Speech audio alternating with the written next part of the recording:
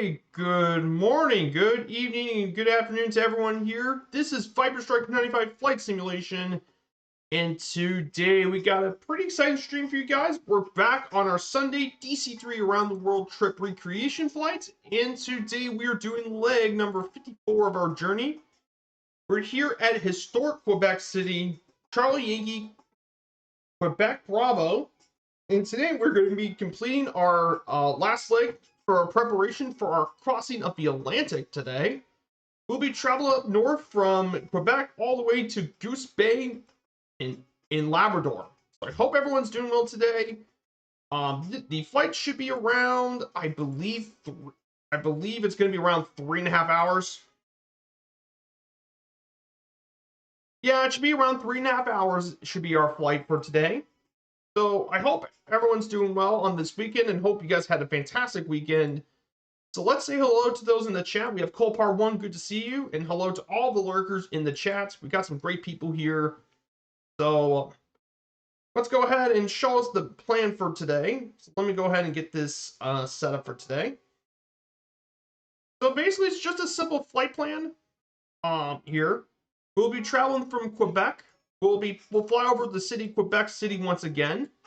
Then we're going to go across the St. Lawrence River, across the coast, until we make our way to the coast. And then afterwards, it is just a straight line to Happy Valley Goose Bay Airport here in Labrador.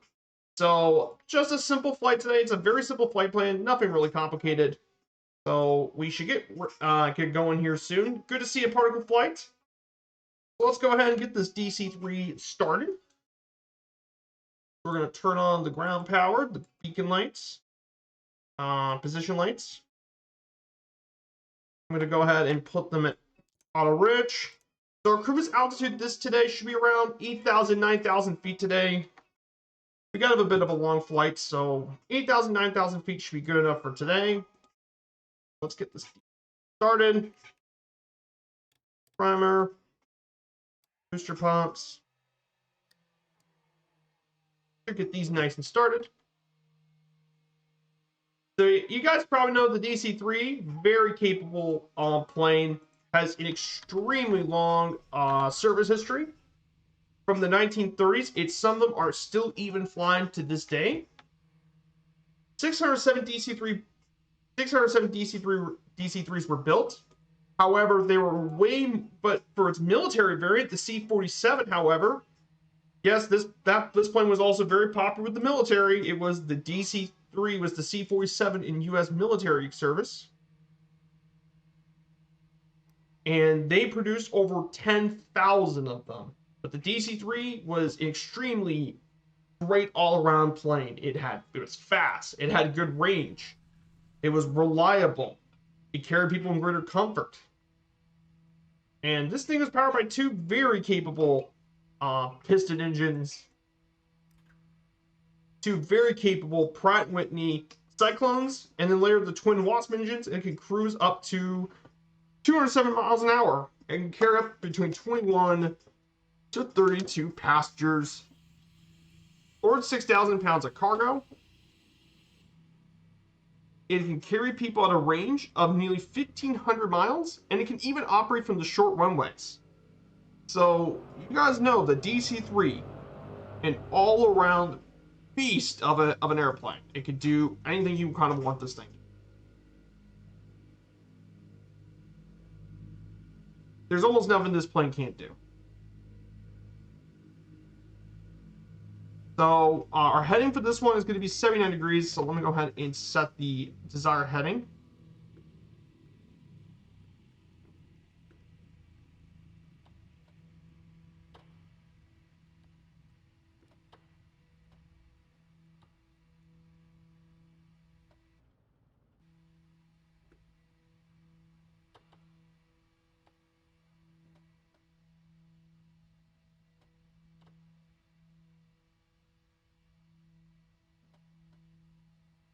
That's your face.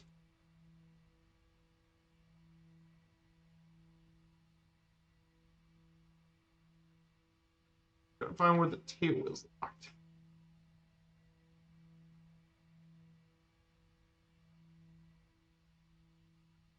Find the tail wheel where it's locked.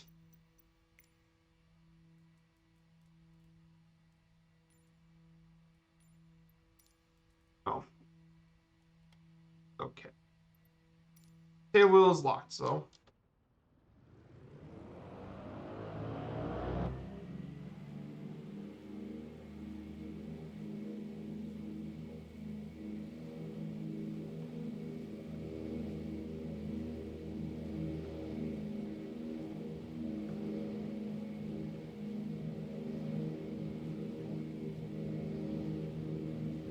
Not. And I think we're good. And we're off.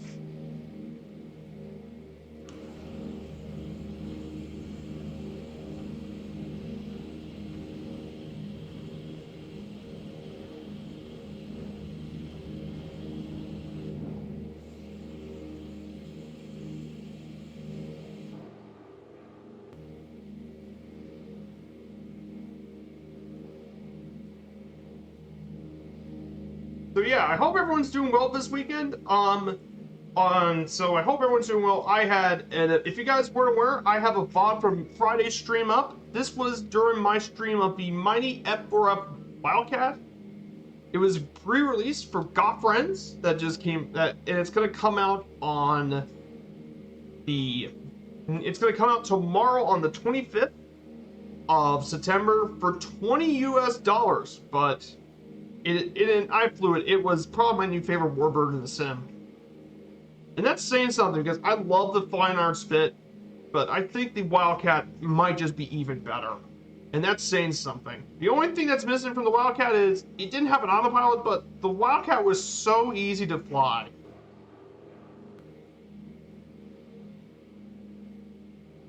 So I'm going to go ahead and put this into auto-lean.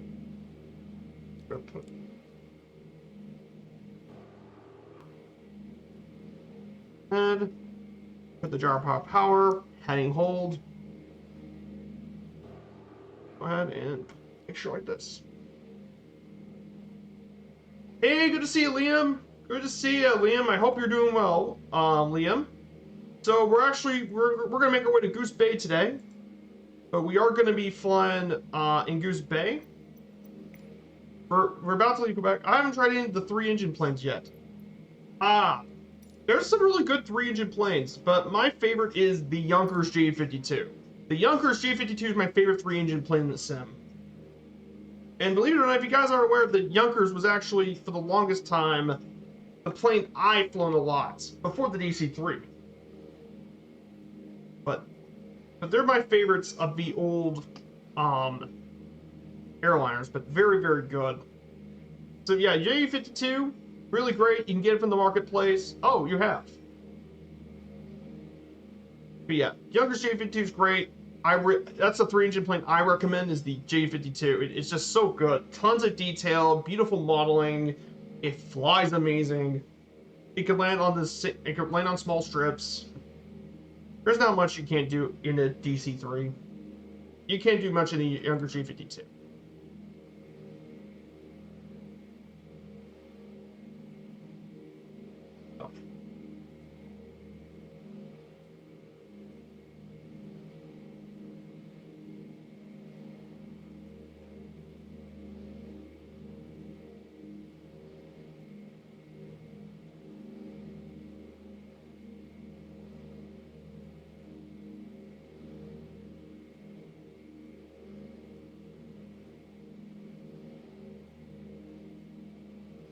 But yeah, very, very cool. So, outside of the Wildcat, there's definitely some other MSFS news. So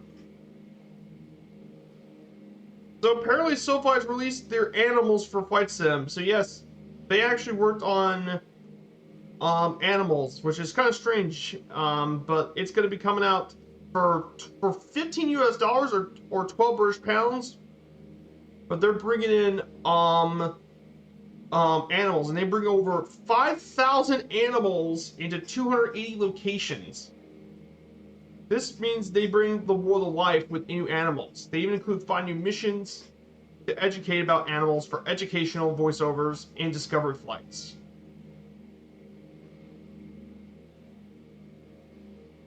and you can find them in accurate geographic location, 15 different animal types.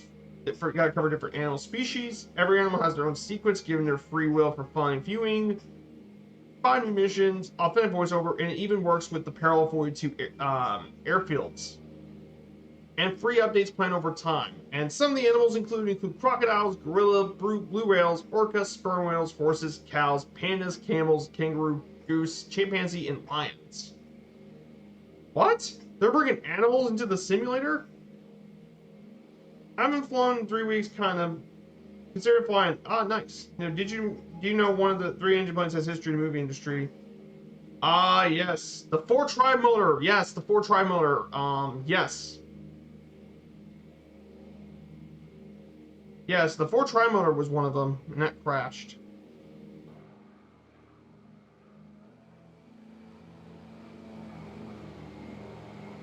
So we say goodbye to historic Quebec City, and we're ready to head off.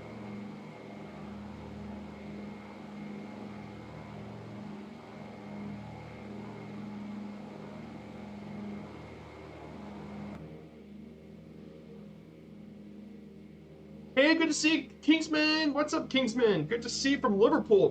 Good morning to you from the United States, from Indiana. I hope you're doing well, Kingsman. So we're making our way to Goose Bay today. We're just about to go near the St. Lawrence River.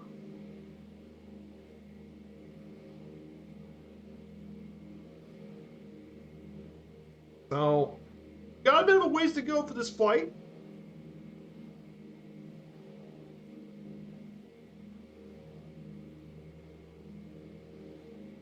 So we're just climbing up pretty high up there as well. So, but yeah, I still gotta do some more stuff. I know the NOTAMs just came out for Firefly Air, so I'm gonna have to work on them after stream.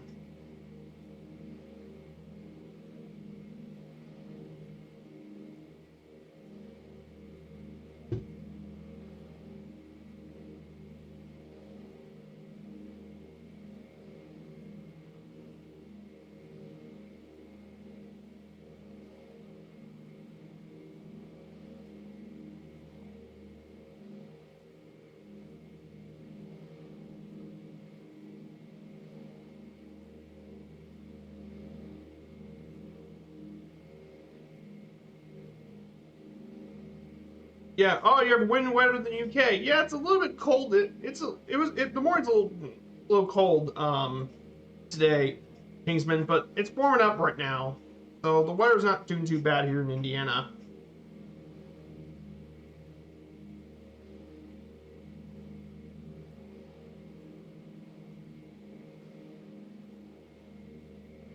Oh, do you remember the TV series Dinosaurs? Oh, I think I do remember. It's been a long time. I think I do remember it once. I was really little when that show happened. Dinosaurs. I was really little when I first saw the reruns. But yeah, I do remember a little bit. It was a very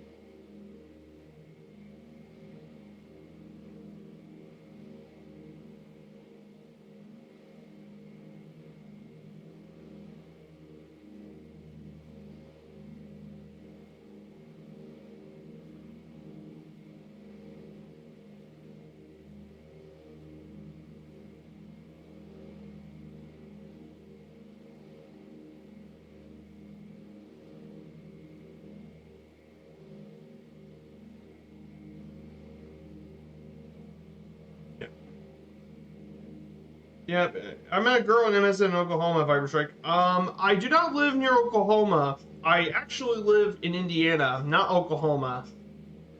Liam. I actually live in Indiana, which is about Midwest. So I live in the southern region of Indiana. That's where I live. Not Oklahoma. Oklahoma is a bit further to the west.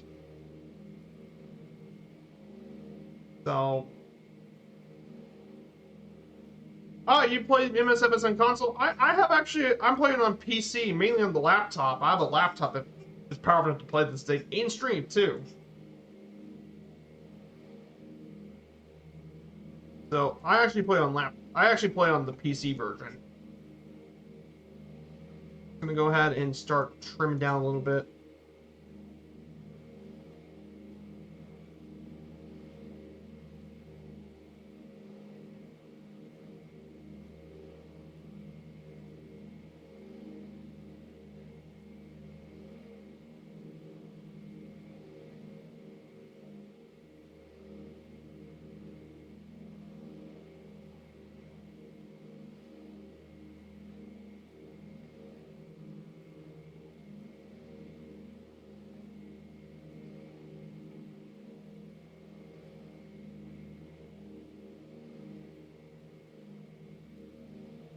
Yeah, the scenery here is pretty nice this morning in the sim.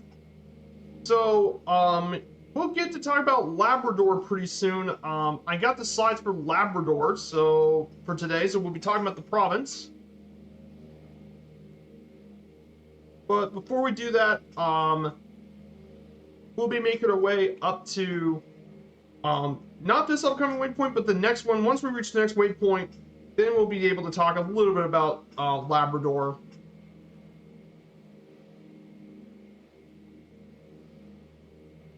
So we'll be talking about that. My friend doesn't stream. Last time I heard she was paying the mortgage. Yeah. Mortgage stuff. Yeah, you gotta pay the bills somehow to make a living. You have to pay bills to keep your house. So paying the mortgage kind of makes sense.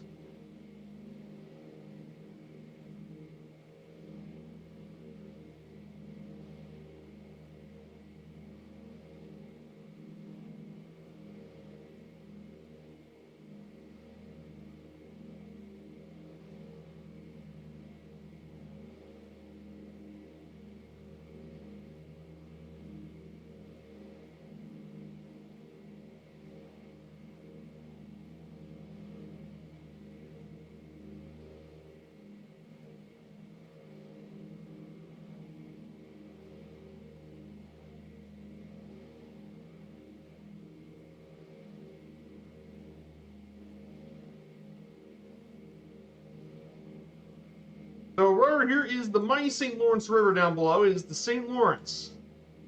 So a little bit of information about the mighty St. Lawrence River. The river is one of the most important gateways to the Atlantic here in this part of North America. And the St. Lawrence actually pretty much connects to the Great Lakes, to the North Atlantic Ocean, and is the primary outflow of the Great Lakes Basin. And this river played an important role in history, mainly for European explorers to travel down through much of Canada, and is where you can find some of the most important cities around Canada, around the St. Lawrence, including Quebec, Montreal, and then to one of the outflows to the St. Lawrence. Ottawa is a bit north on the Ottawa River, and yes, Toronto is also considered, with Lake Ontario, to Toronto. But the St. Lawrence plays an important role in much of the river stuff. You could even find different whale species like the belugas, sperm whales, and even the mightiest whale of all, the blue whale. So the mighty St. Lawrence River.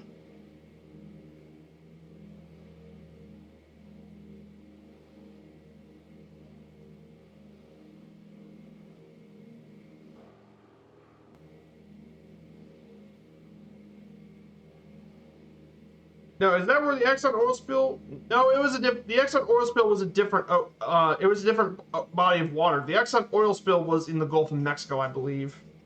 Yeah, yeah, the Exxon thing was Gulf of Mexico. Um, Yeah, actually, there was the Exxon Valdez spill in Valdez, Alaska.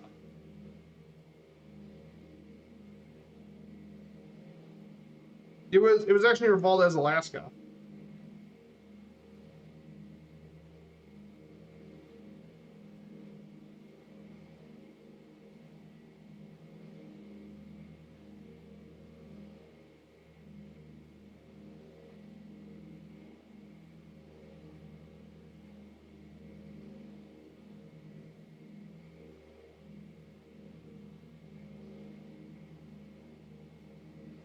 Oh, you've been to Newfoundland yourself. You flew from Halifax, St. John's. Oh, that's nice, Copar. Yeah, I definitely want to check out Newfoundland. I'm gonna go to Canada next year, but I'll be checking out Nova Scotia and Prince Edward Island. But I would like to really check out Newfoundland. I heard Newfoundland is extremely beautiful. Um, Newfoundland, from what pictures I've seen and the information, Newfoundland is really, really beautiful. Like Newfoundland, particularly, is of the more beautiful to do. I mean, you have lots of mountains, fjords, lakes. Um, Newfoundland's really beautiful. I might even do a stream in Newfoundland as well for GA flying around the area, but I heard nothing but great things about Newfoundland. It's a very beautiful area. Definitely some of the most picturesque scenery in that region of Canada, in the eastern half of Canada. Because obviously, some people say British Columbia or the Canadian Rockies of Alberta to be probably just as beautiful in the west. But no, the Exxon oil spill was in Alaska.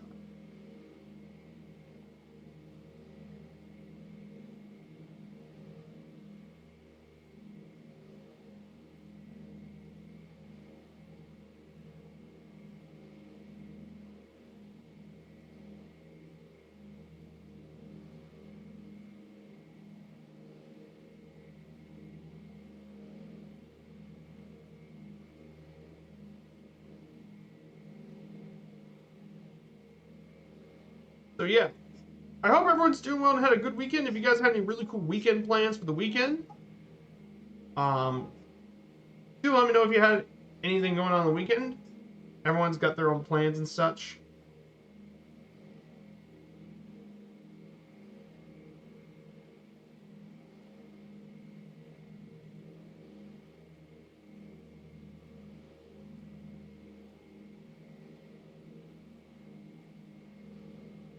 I am new here, so I'm just exploring GTA 5 in Alaska. Ah, yes. Also, you've been to Wrigley, Trimbley, Ritter Bridge. No, I've not been to that part of Canada yet, Liam. I'm going to be visiting Canada next year, but I'm not going to be heading to Newfoundland. I'm going to be mainly in Canada. We'll be heading to Nova Scotia. It'll be mainly Nova Scotia and Prince Edward Island, PEI. That's the parts of Canada I'm going to be heading to.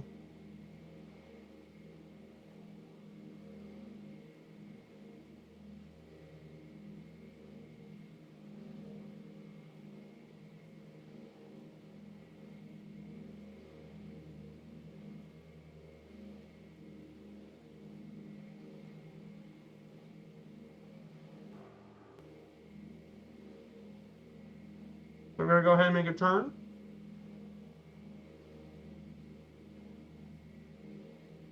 So we're going to go ahead and make a turn to the left. We'll be going on this heading for 54 nautical miles, and then for the rest of it, we'll just stick around.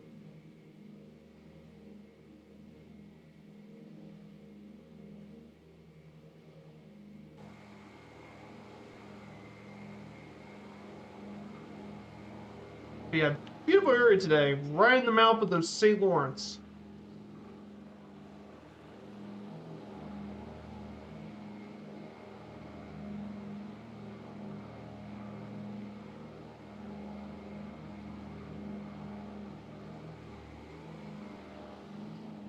But yeah, just like how vast that is. Imagine if your ship, in fact,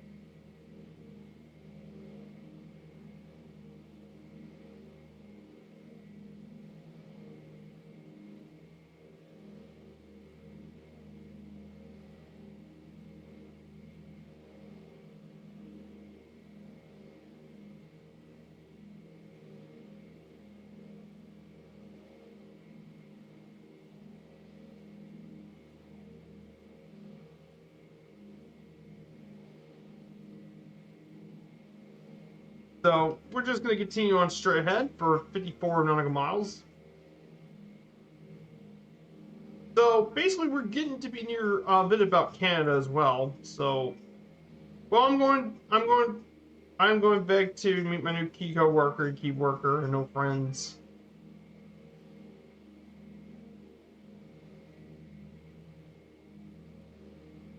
Okay, I guess so.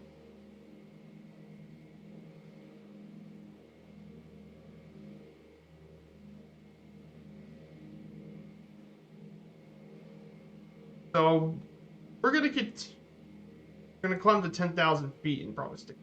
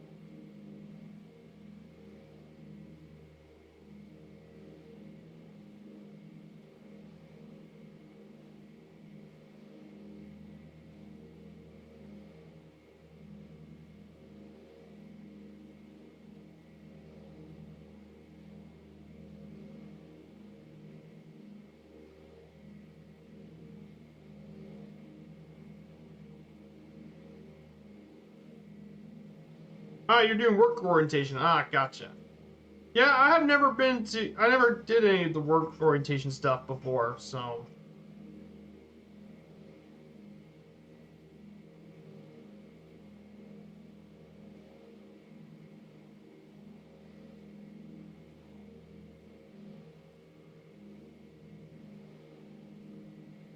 Yeah, it felt like 2 years chatting. It did. It kind of felt a long time for the orientation.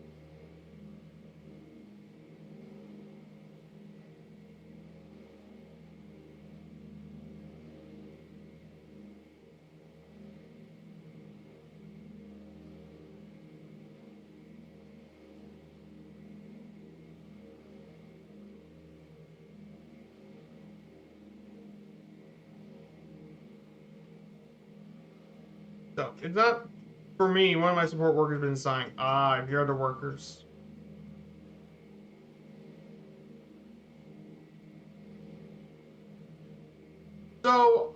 So now we're getting near to Newfoundland, Labrador. So to our left, if you notice to our left, there's a little opening right over here. To our left is actually the Saguenay Rivers to our left.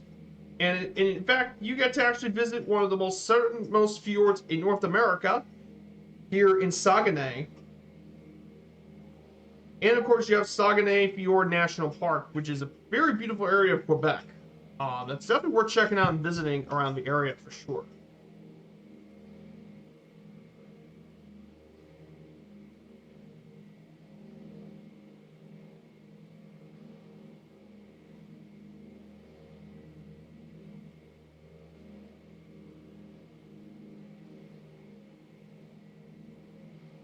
So definitely a beautiful area here.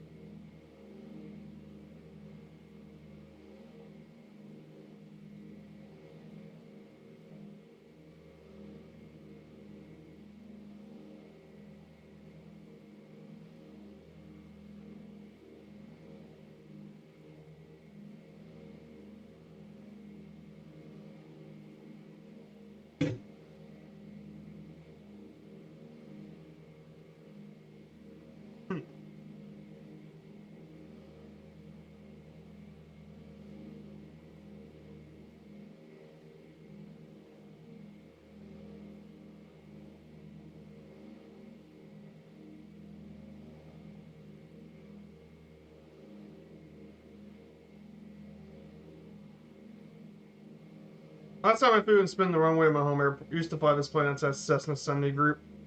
Ah, gotcha. We're just gonna get our way up here as well.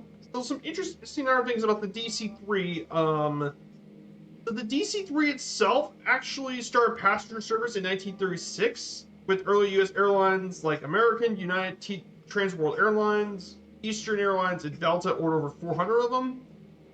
And they paved the way for the modern American air travel, which eventually replaced trains as a means of long distance travel. And then in 1936, KLM received their first DC-3, which replaced the DC-2 service from Amsterdam to Sydney via Jakarta, which is by far the world's longest scheduled route at the time, and they bought 23 of them before World War II. And many DC-3s were in service through World War II under the designations C-47, C-53, R-4D, and Dakota, or the C-47 Skytrain. They also built licensed copies in Japan and the USSR, and after the war, thousands of them have been used for civilian use, and they've been used on many different services all the way well into the 1960s, until they were replaced by either newer turboprop airliners or the jet planes. But despite all that, the DC-3 is still in service. Hard to believe that. In fact, it flies in both active commercial and military service as of 2021, which is pretty amazing to consider that a pre-war plane like this is still in service. And they include everything from passenger service to cargo planes, aerial springs, freight transport, military transport, missionary flying, skydivers, shuttling, and sightseeing. In fact, it's a common saying that the only replacement for a DC-3 is another DC-3, and I mean, it's just such a versatile plane. It can be used on the dirt strips. And the oldest surviving one is actually 1936. It was November 133 Delta. And it's currently been flying again out of Punta Gorda, Florida. Though the oldest DC-3 still flies actually flagship Detroit, which appears in air shows throughout the United States. And as of 2020, there is still these planes are still remanufactured to become the Basler BT-67 turboprop-powered DC-3s. But yeah, they've been flown everywhere. But DC-3 is such a workhorse of a plane. Like, you don't get many planes that are a workhorse like this.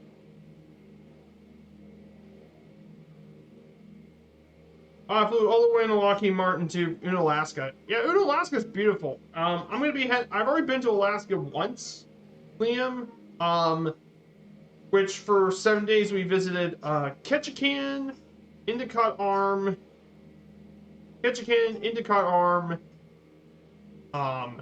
Juneau, Alaska,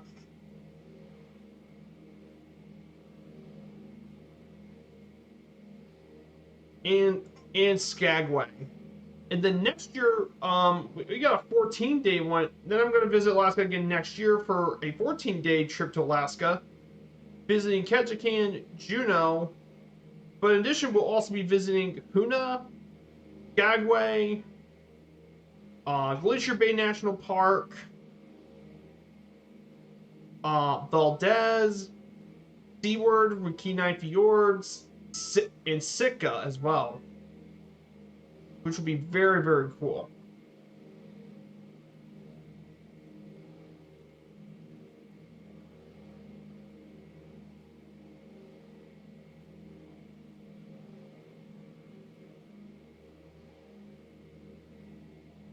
So, yes, I think I've watched a little bit of Ice Pilots, but I do enjoy it.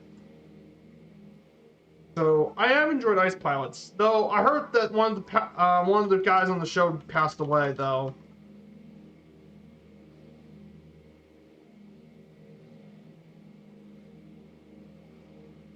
It wasn't Ice Pilots. It was actually Flying Wild Alaska. Wrong show, but yeah, I do watch Ice Pilots. It's quite good. They go out of Yellowknife. They go out of Yellowknife in the Northwest Territories, which is way, way up in the north of Canada. Like, it's really far.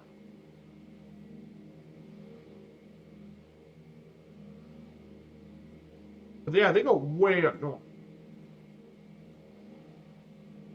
But yeah, they had a lot of, but they fly with Buffalo Airways, and they use a lot of propeller-driven planes.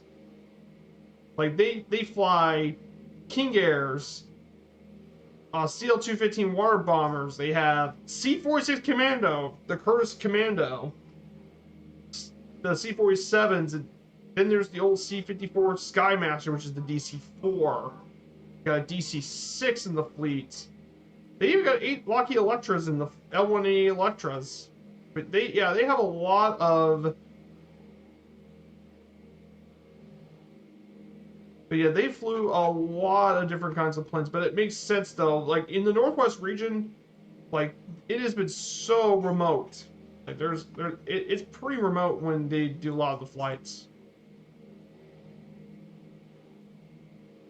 It's extremely remote flying, so yeah.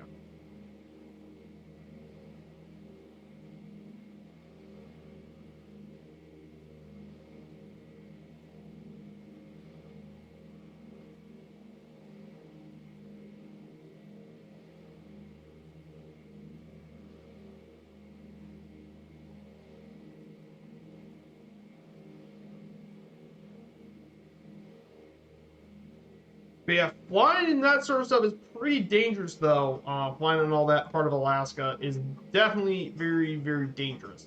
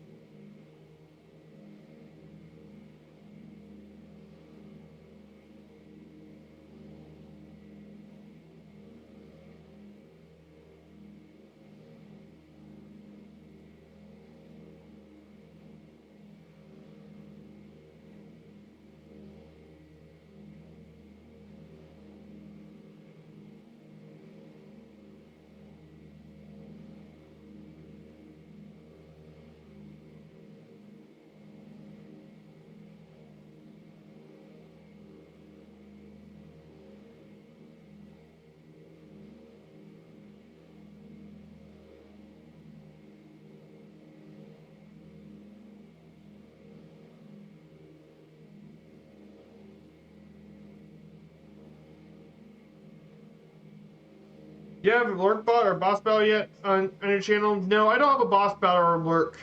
I don't have any of that on my channel, though. But no, I don't have any of that sort of stuff on my channel. I just don't. So. So, I don't have any of that sort of stuff.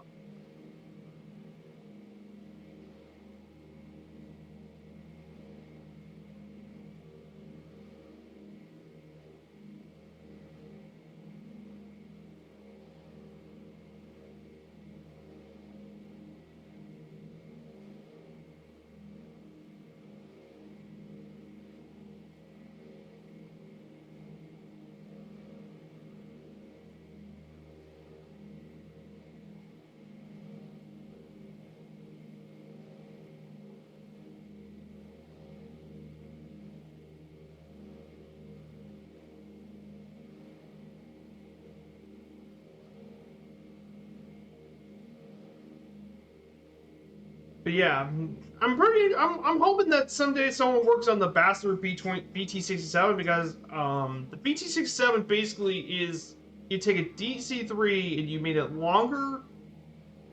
You lengthen it basically a longer fuselage powered by two turboprop engines, strengthening the airframe, avionics upgrades, and modifications to the leading edge of wingtips.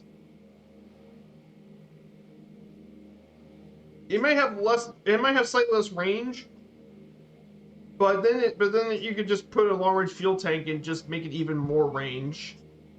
With long range fuel tank, it can go up to 2,100 nautical miles. And it can basically just do all the long range flying you can want this thing to do. But you can carry even more people with, it goes even faster. It carries more people, goes even faster, and it can still take off with the same short distance stuff as the DC-3.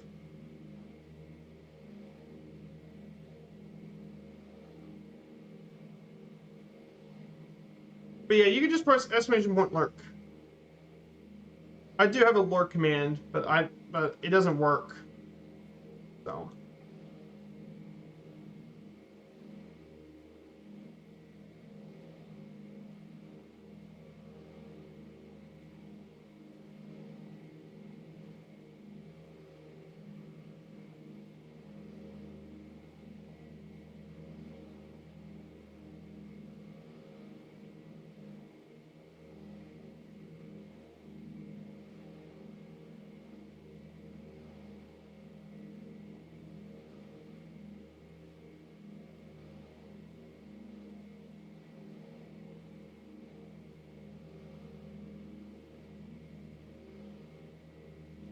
Do you have any of those Rolls-Royce planes they created in the last 4 years? I don't have any of the Rolls-Royce planes. I don't think so. Rolls-Royce don't make planes. They make cars, not planes.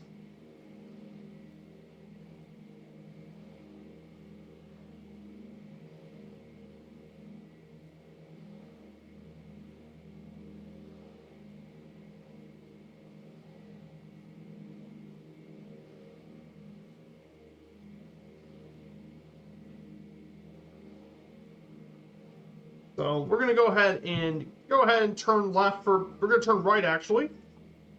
We're gonna final turn and make our headway to 06 degrees.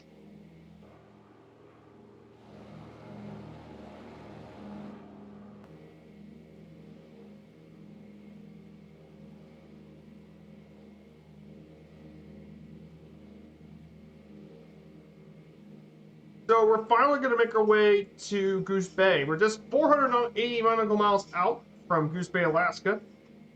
Or not Goose Bay, Goose Bay, Canada, not Alaska.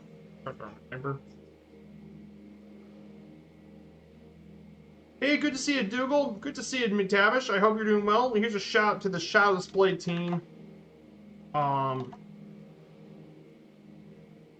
Here's a shout to the Shadow Display team. I hope you guys are doing well.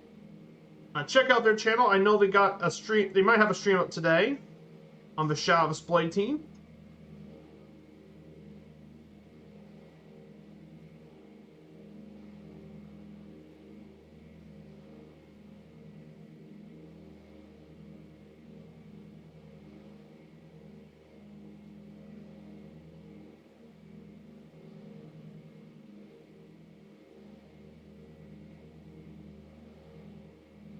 Oh, you're going to Japan. Nice. Japan's a wonderful place to fly, Dougal. Japan is absolutely amazing to fly today. Ah, Japan.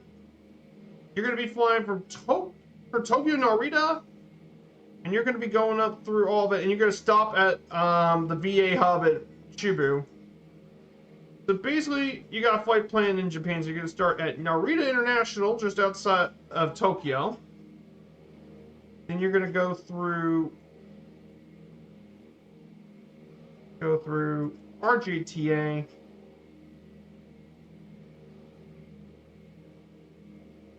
To Yokohama. And from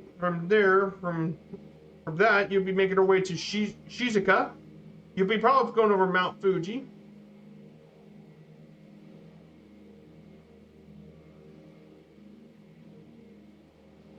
proceeding to go into Romeo Juliet Alpha Foxtrot. Then from there, you head into Matsumoto. Then from Matsumoto to RJ&T, Koyama,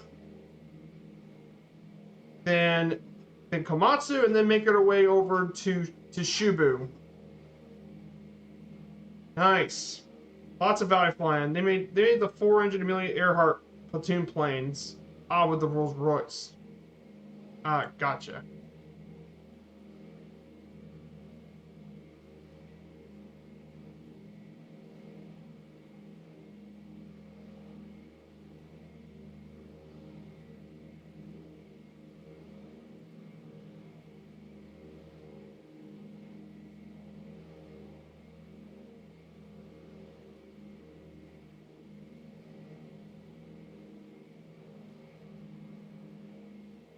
Are you into Rolls Royce?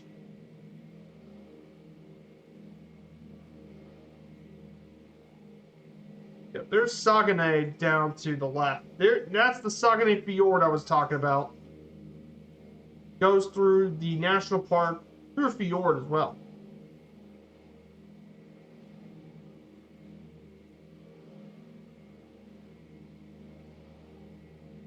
Hey Viber, I was wondering if you had someone else be friends in one of your games. Yeah, I've had a few people ask me to be one of my friends. Yeah, I do have. I've had some people ask me to be friends in their games. Absolutely.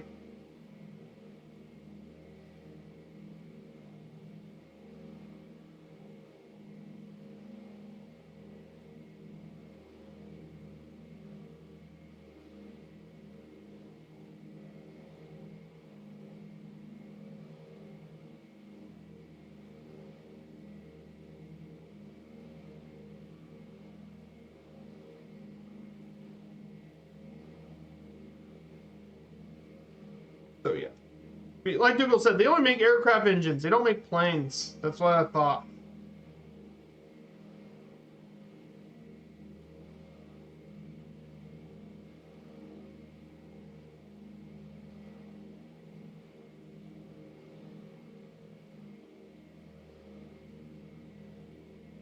Yeah, I guess I know what I'm gonna have to do after stream. I'm gonna have to clean out the fans on my laptop. I got to clean out the fans. They got dust. That's what I'm gonna have to do after this.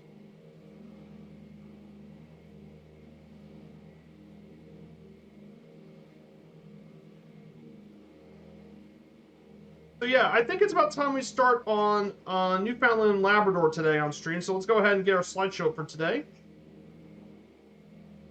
Oh yeah, this one. There we go. So let's go ahead and talk about Newfoundland and Labrador. They're actually the easternmost province of Canada, and it's actually based on the namesake. It's named after the two land masses that make up Newfoundland and Labrador, the island of Newfoundland and the continental region of Labrador. They both have a total size of 405,212 square kilometers, or 156,500 square miles. As of 2023, the population is estimated to be around 533,710 people. The island of Newfoundland and its smaller neighbor islands is home to 94% of the population of the province, with more than half residing in the Avalon Peninsula. It borders the province of Quebec and the French overseas collectivity of Saint Pierre and Miquelon. So, according to it, 97% report that English is the native language, making it the most linguistically homogeneous province in all of Canada. And the majority of its population is descended from both English and Irish settlers, giving Newfoundland the reputation as the most Irish place outside of Ireland. The capital largest city of the province is St. John's, and it's Canada's 22nd largest metropolitan area and home to 40% of the population. But until 1949, the Dominion of Newfoundland was a separate dominion in the British Empire, though it was given to the Canadians in 1949 on March 31st. As Newfoundland, and then it was just changed to Newfoundland Labrador in December 6, 2001.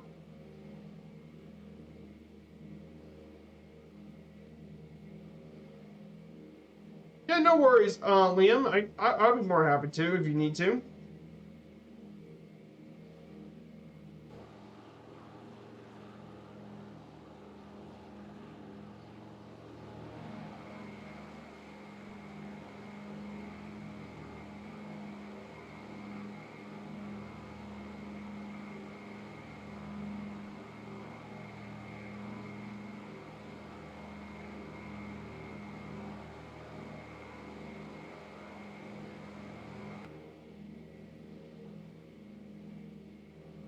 So that is a bit about Newfoundland. Now let's talk about its geography. So Newfoundland and Labrador's geography is pretty unique. And both islands have their own unique geography within the areas as well. So Newfoundland, each side is around 250 miles long, and its area is around 108,000 square kilometers. Newfoundland and small islands have around 111,390 square kilometers. Labrador is relatively triangular in shape. The western part borders with Quebec.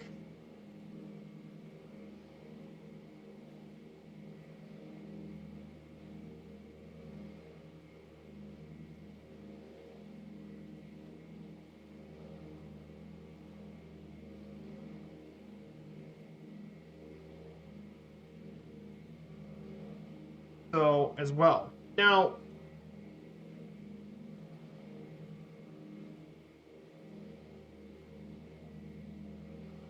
there.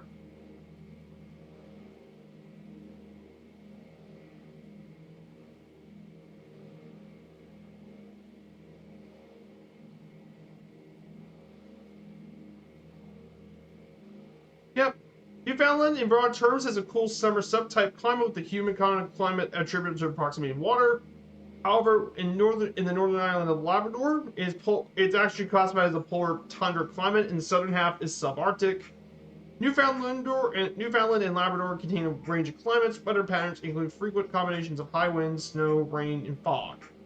They make regular travel by road, air, ferry challenging and impossible as well, which makes it very difficult to travel due to all the fog and all that. So.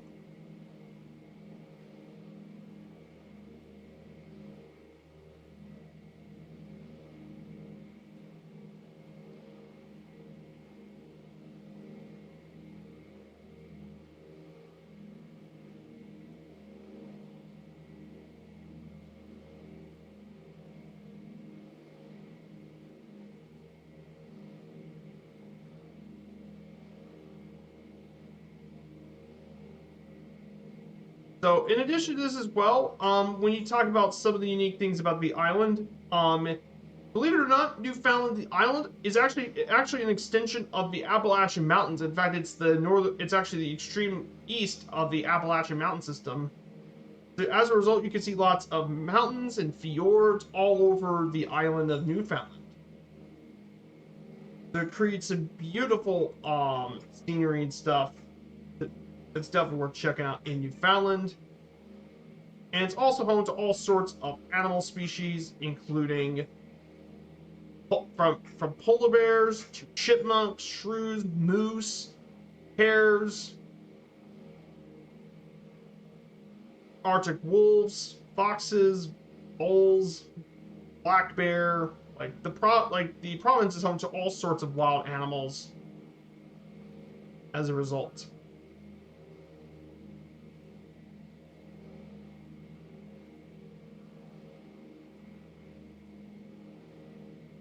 So definitely very, very important to visit.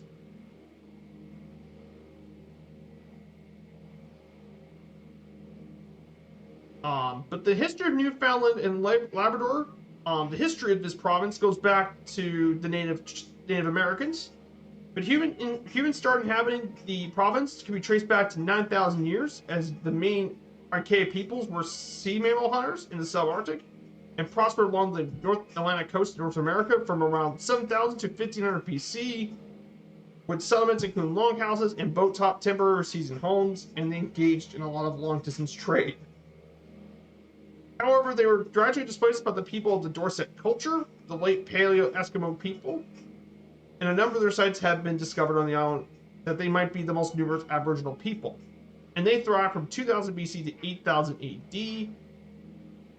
And then the people of the Dorset culture were highly adapted to the cold climate, and much of their food came from the hunting of the sea mammals through holes in the ice. However, during the medieval war period, there was a massive decline in sea ice, and it had a devastating effect on all their people. By the time the Europeans contacted Newfoundland in the 16th century, the Beothuk were the only indigenous group living on the island, and the oldest confirmed accounts actually date back 1,000 years ago, as described by the Norse Icelandic sagas. As a result, now their interactions were sporadic, and they attempted to avoid contact. The English established English fishery operations, cut off access for the Beothuk for their saga food. As a result, and the Beothuk were driven inland by encroachments between Europeans and the natives, and disease, violence, starvation decimated the population and were later extinct by 1829. There was sometime before 1563, Basque fishermen who had been fishing the cod shoals on Newfoundland's coast founded the city of Plaisance, or today is known as Placenta, and then 20 years later, Newfoundland became England's first possession in North America and one of the earliest permanent English colonies of the New World. One of the first English explorers to travel there, by the way, was John Cabot in 1496. Oh, and also a lot of people don't know this, but Leif Erikson actually made a landing on Newfoundland as well. He actually landed in what is now St. Anthony, where you could find all the old Viking stuff around St. Anthony. So you could check out some of the old Viking heritage stuff in that area. In 1655, France appointed a governor in Plaisance, the former Basque fishing settlement, and started a former French colonization of Newfoundland. Hey, we have a raid from Dryson, a raid of 19. Good to see you, Dryson. Hello, Dryson and viewers. This is Viper Strike 95. I hope you're doing well, guys. We're doing a DC-3 around the world trip. We're currently doing leg 54. We're about to do the penultimate leg before crossing the Atlantic Ocean. And we're heading from Quebec to Goose Bay. I hope you're doing well, my friend. We're about to make our way up further to the north.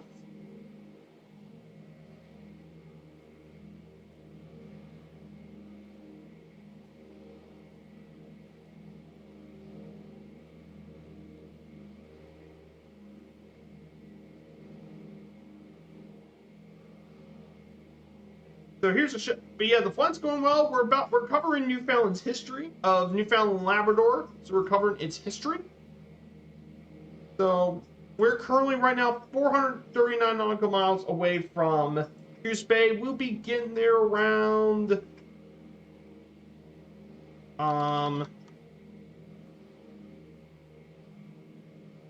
we'll be getting around there in just 2.5 hours. We're just about 2.5 hours away from there as well. We don't have too much far left to go.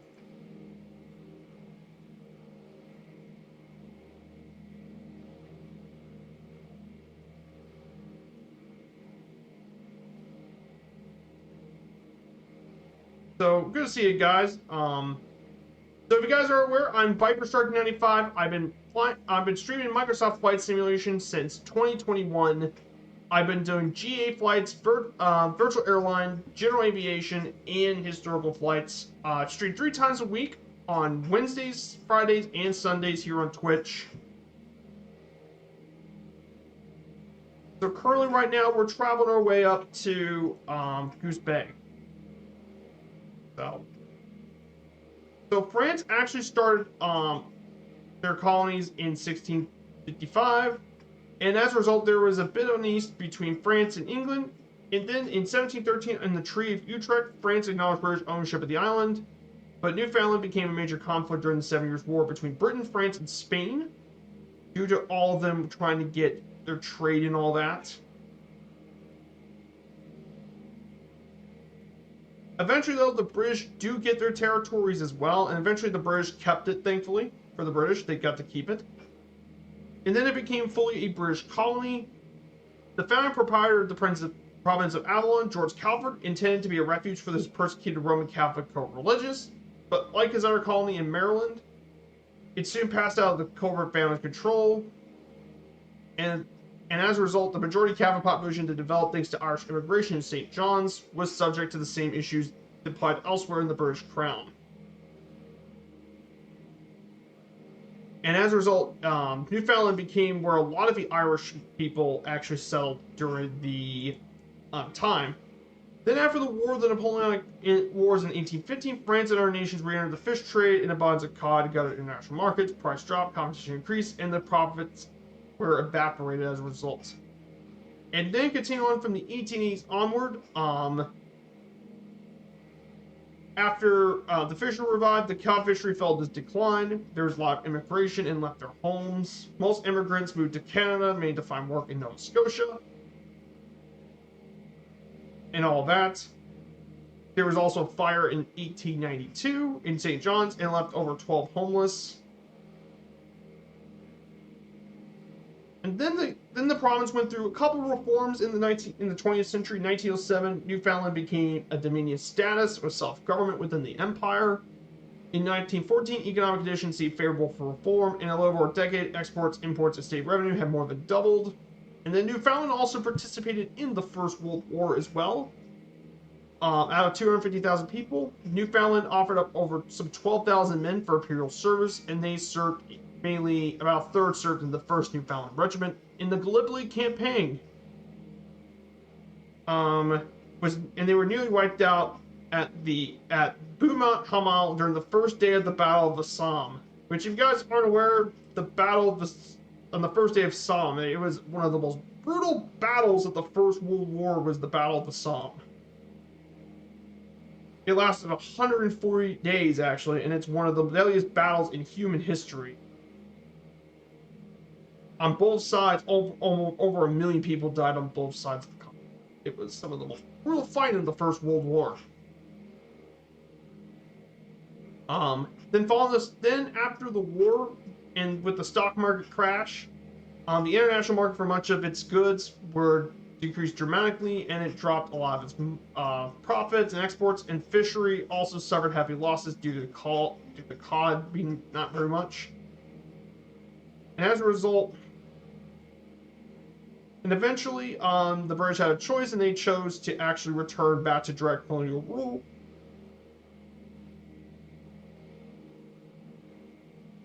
As a result, and during World War II, it was part of World War II once again, and the garrison of Newfoundland had profound both economic, political, and social consequences. As a enlistment for service abroad and base building boom solved a lot of the employment issues, and Newfoundland became a pretty major importance during World War II, as they built air bases in Gander, St. John's, and of course Goose Bay in Labrador. Then after World War II and prosperity returned, agitation began, and eventually it became part of Canada with several referendums. In 1949, Newfoundland became part of Canada on March 31st, 1949, and from the 1950s onward, the provincial government produced a transformation, and the resettlement of many of its isolation communities was seen as a way to save rural Newfoundland as well, and kept their populations alive. There was also, and then finally for the 21st century as well, and we still have the COVID-19 pandemic that's still kind of ongoing. So yeah. So basically, guys, that's just about the history of Newfoundland and Labrador. Its history of the province.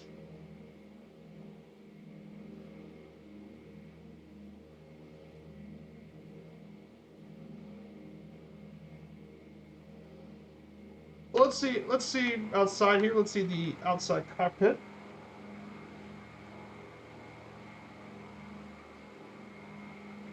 So let's see what the outside looks like here from the cockpit.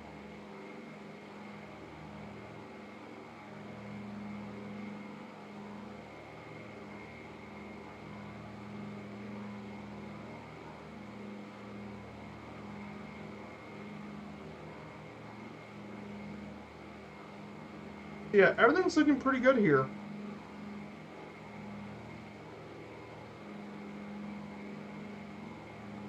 So we're doing quite well.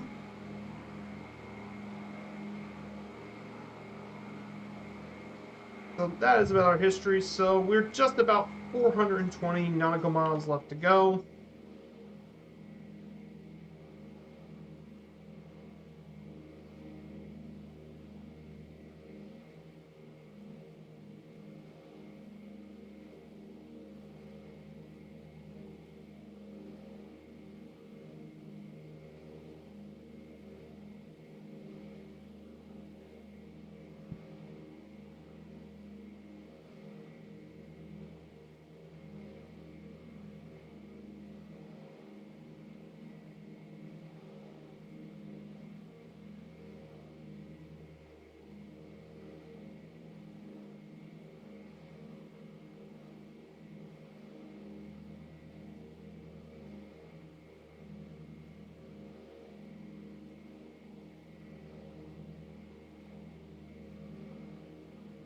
So I hope everyone's doing well. Dryson, what kind of stream did you do today, Dryson, on your stream? What kind of flying have you been doing on your stream as well?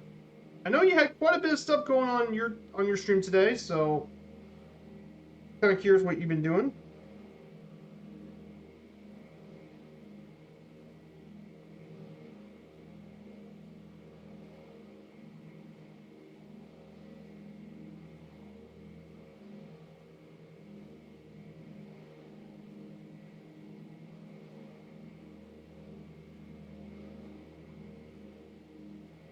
I bet you did some stuff with helicopters. If I saw from the last couple of stuff, you've been doing a lot of helicopter work.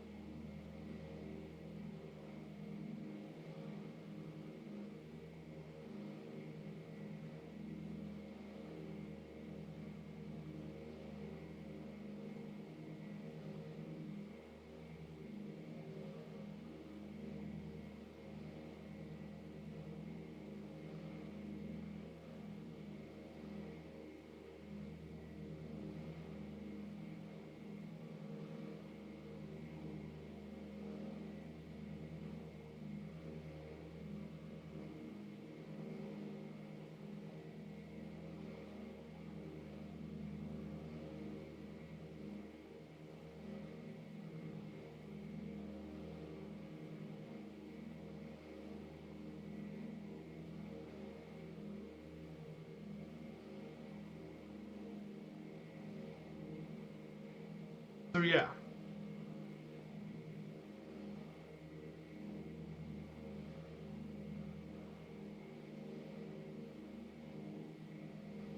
Yeah, you're fine. Oh, you're fine in northern Sweden. Ah, cool, Sweden. That's very nice. Way up in the north. Yeah, there's a bit of mountainous stuff in the northern half of Sweden. There's definitely some fjords and stuff in the northern half. Not like Norway, but you could definitely see some mountain valleys and all that around the northern half of Sweden. Yeah, very, very cool.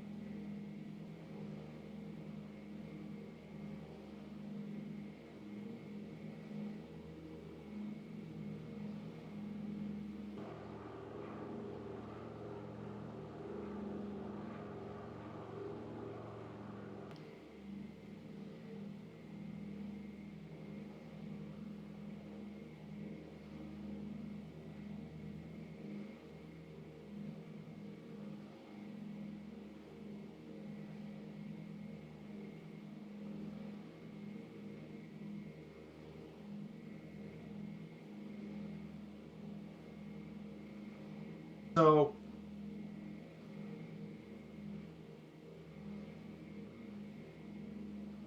yeah, very, very cool.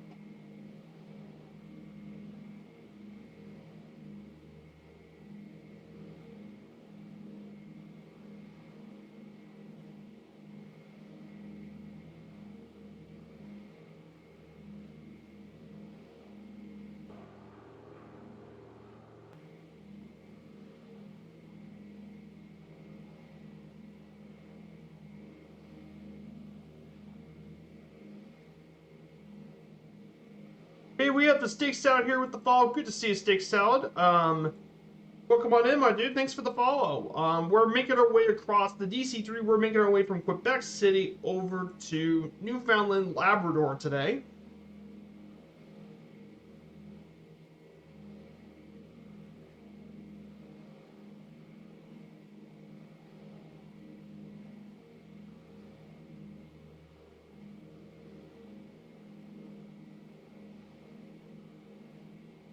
So yeah, I hope you're doing well.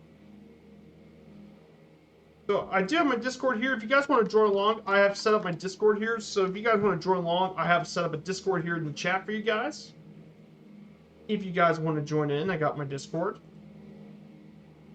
And keep track of my latest streams and content here on Twitch.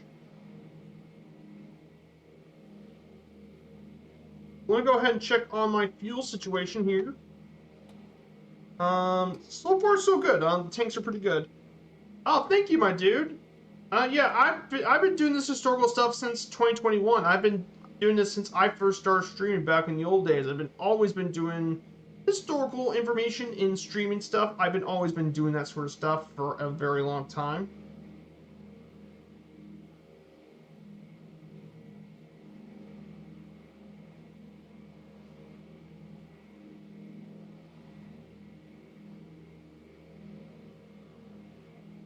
But I do appreciate the kindness, the kind words.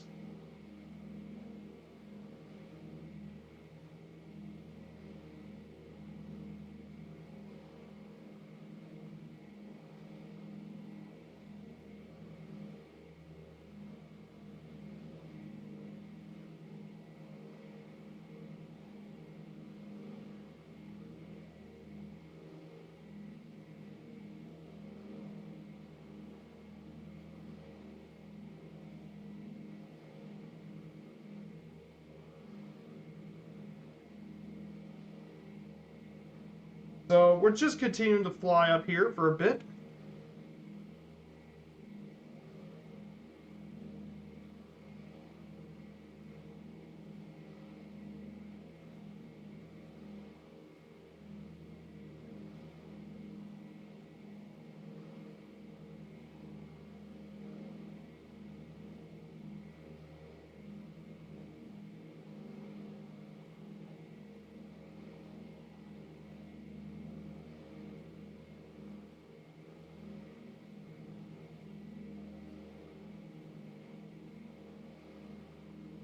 So definitely appreciate it. So if you guys are enjoying the content and you want to support the channel and enjoying my content and you want to support it, smash that follow button and support my way. I'm currently working up to a goal of 800 followers. I'm currently about just less than 43 away from 800.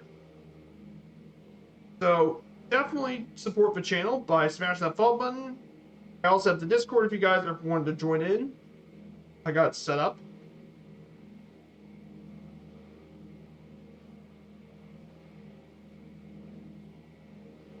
So if you guys weren't aware, on Friday I did do a stream with the F4F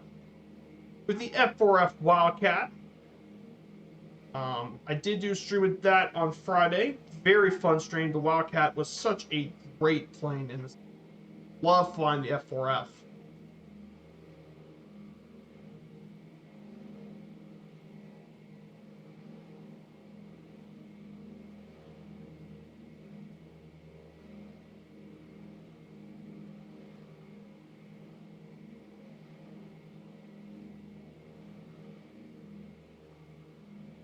So, how did you find the F4F? Got Friends actually gave me a pre-release copy.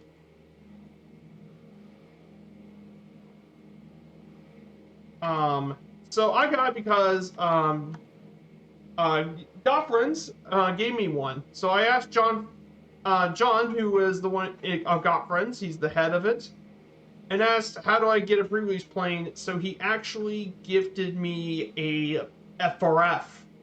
It was on, I believe it was on, yeah, it was last Tuesday, this past Tuesday. He handed me a copy of one when other people were showing off. He gave me a copy, so I got to do it. But yeah.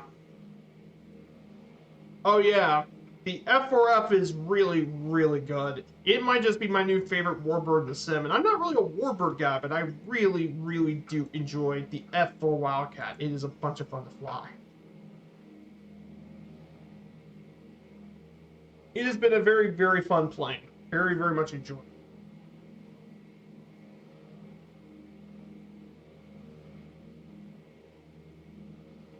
But yeah, this, guys, is the penultimate leg, because next leg after this is that once we get to Goose Bay, we'll have to prepare to cross the Atlantic Ocean. And we're going to have some pretty decently long flights this one. We're going to have some pretty decently long trips. One is a quick trip over to Iceland, not to but to Greenland, which is 675.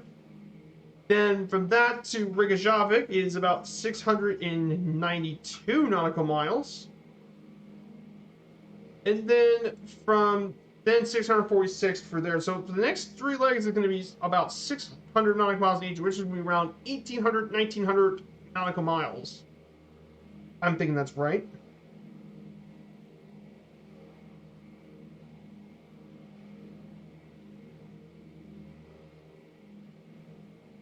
$675 plus 2.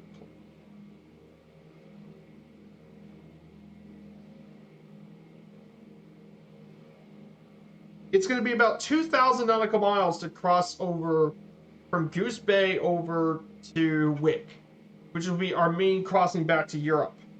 However, outside of this, the rest of the way is not too bad, because the rest of it is 463 to here in Biggin Hill, which isn't bad at all. Then for the last couple streams, then we have 535 the next way, which isn't too bad at all. And then from Frankfurt over to Milan's going to be about 716, but that's going to be split into 2 stops, so that's not bad.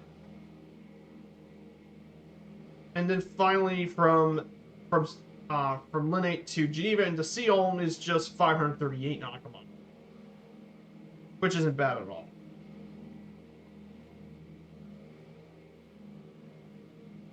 The crossing Atlantic is the last big journey. Though the good news is that unlike the Pacific crossing that I did a while back, it's split into multiple legs, which would be much, much easier to do.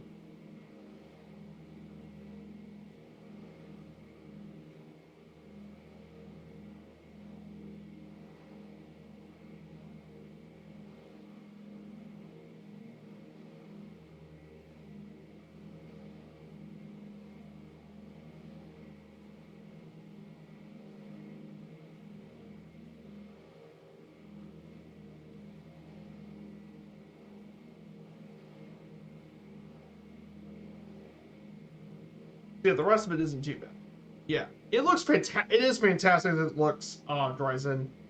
I mean, there are a ton of features in that plane. Like, there is, you can fire the guns, you can drop the bombs on this thing, fire the M2 Browning, drop bombs and drop tanks, flares, SOS code, smoke, acrobatic smoke. I mean, they had custom sounds on this thing. They brought all sorts of stuff into that plane, and I mean, with all those rich features, it flies great. It sounds amazing. It's at $20 US, $20 for it, which is an absolute steal. If I ever asked one, that's a steal for a warbird. Compared to some of Fine Iron Fine Iron Simulations make some great planes.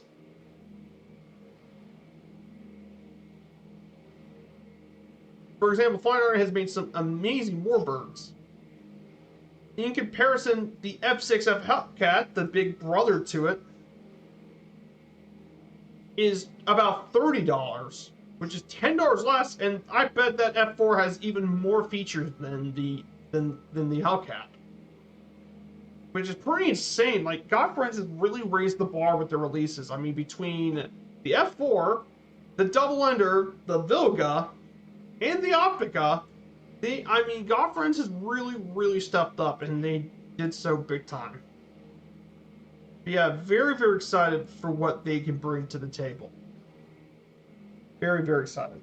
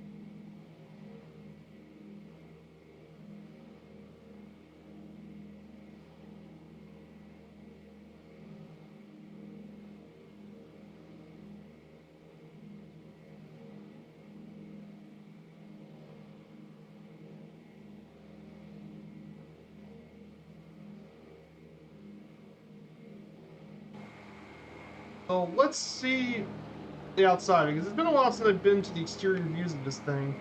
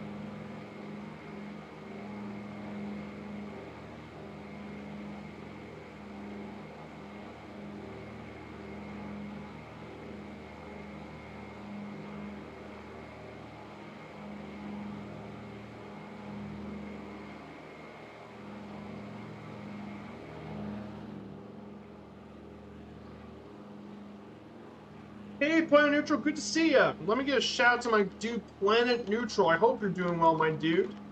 So if you guys don't know about Planet Neutral, a great content creator. He makes some amazing bush flight streams. He's famous for his river runs.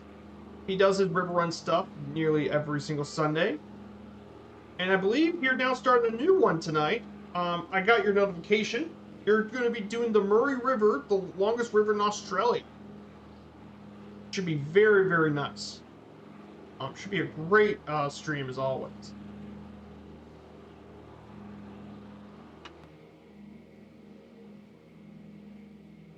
So, no, there's great content and everything. Great to see you, my dude.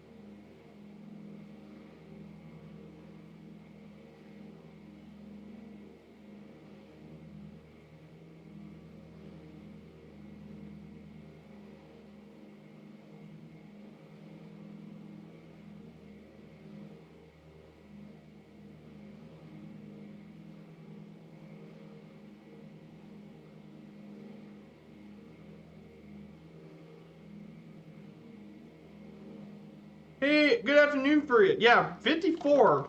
Good to see Ian Fisher. Here's a shout out to his channel. He's been doing a lot of stuff on P3D with the A2A planes. Oh yeah, and I actually did get the A2A Comanche for Microsoft Flight Sim on Wednesday. So I finally got the Comanche. So I'm gonna be taking her out next Friday into Vermont, New Hampshire. So I'll be taking her out for a stroll in Vermont, New Hampshire. So this should be a really fun stream. But yeah, 54. It's hard to believe this. I've already completed 54 legs. And in total for the entire around the world trip, for the around the world trip, I think, if I had my documents,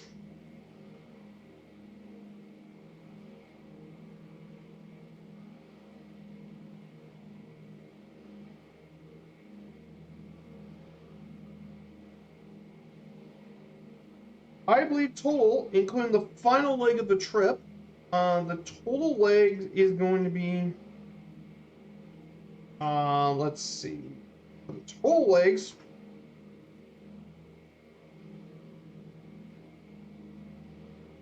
I think the total number of legs of this journey, I'm trying to find the last slide.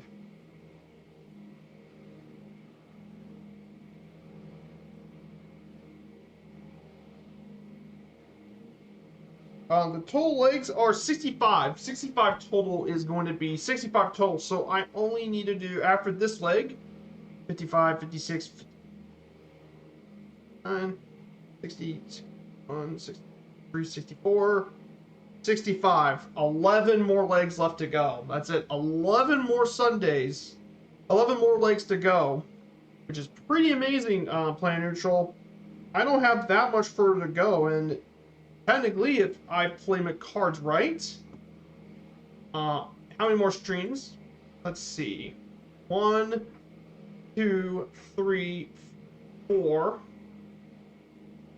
However, I'll be gone Sunday.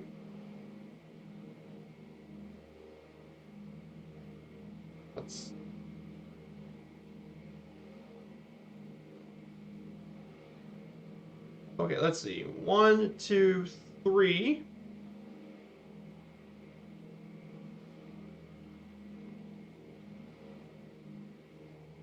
4, 5, 6. I think 7 more streams. I only have that much left to go to my last streams. I only got 7 left to go. We got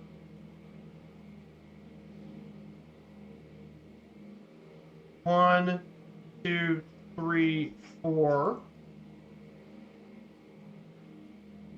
5, 6, 7. 7 more streams left to go of this journey. That's it. I only got 7 more to get done. That would be complete a project I've done for 2023. I mean that's pretty amazing to think about. I did an around the world trip within all that.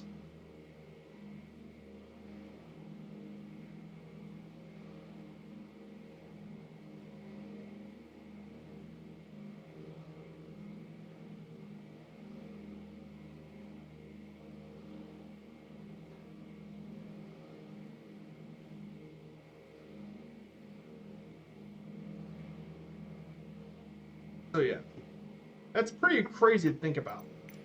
Journey. Our fuel situation is doing really good. We have a really nice fuel situation.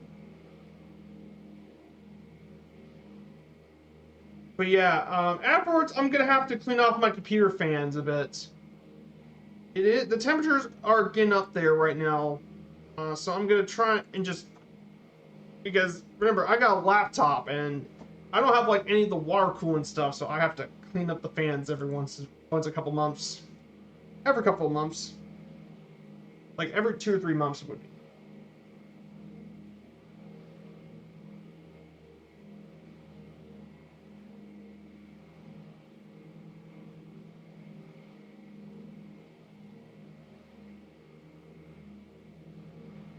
Oh. But yeah, we're doing really, really well. Let's go ahead and talk more about our notes for a bit. After this, we'll talk about Newfoundland and Labrador's economy for a bit. So, economically wise, Newfoundland and Labrador have had a depressed economy during the collapse of the cod fishery era. During the early 1990s, the province suffered record unemployment rates and increased the population by roughly 60,000 people. However, due to a major energy and resource boom, the economy has had a major turnaround since then, with unemployment rates decreased, the population stabilized, and has shown moderate growth. And as a result, it has gained record surpluses, so that's the thing. Economic growth, GDP exports have resumed in 2010 after suffering the recession and have been going up pretty much ever since.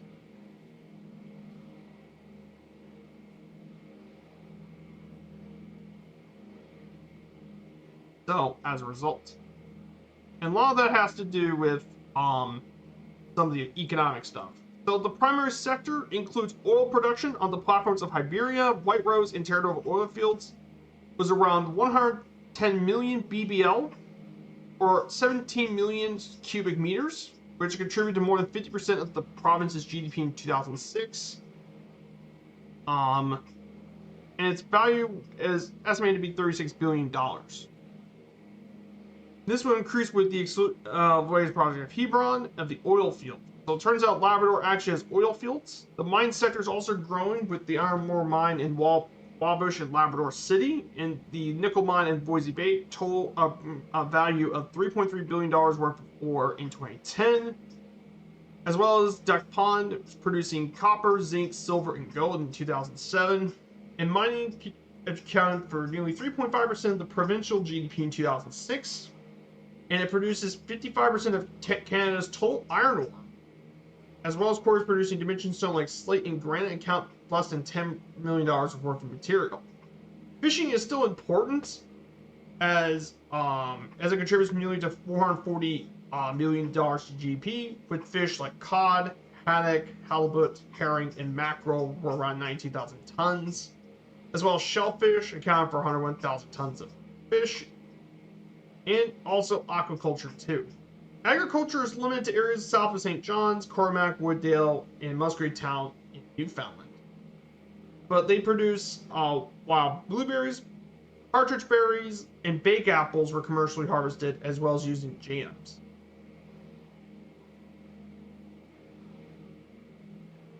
As a result.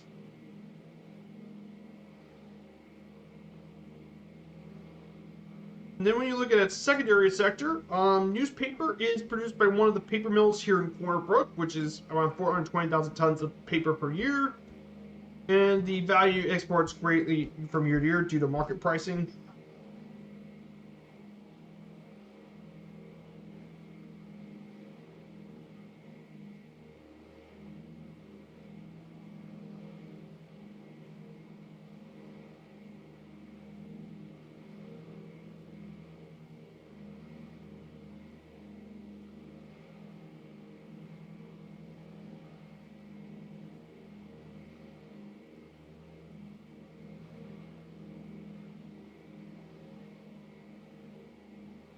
As a result. Also, lumber is often produced in numerous mills as well. There's also plenty of lumber mills around the area.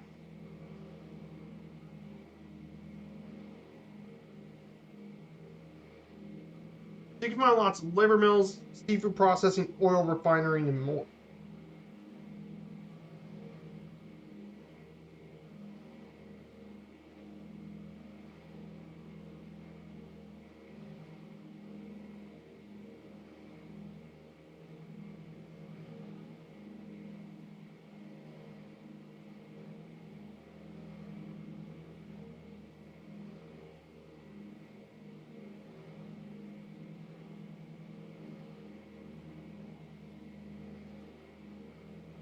So there's that as well.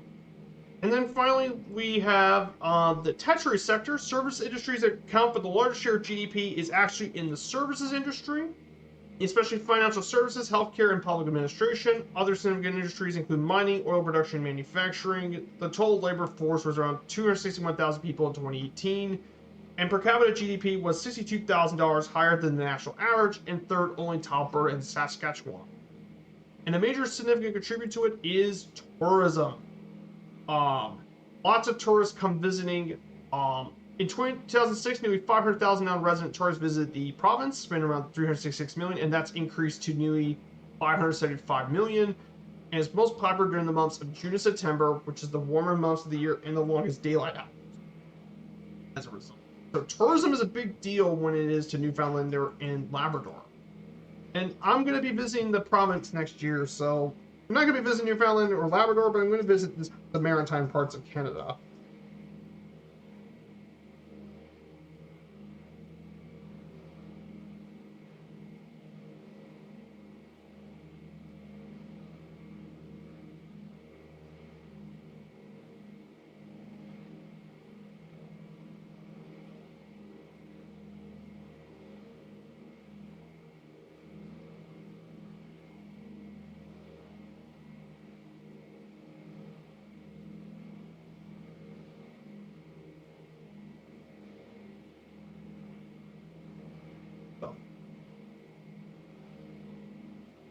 So yeah, that is just a bit about the economy of Labrador. The rest of the stuff covers about culture and transportation stuff. So not a big deal right now. We'll talk about that later as we prepare to make our way closer to Goose Bay.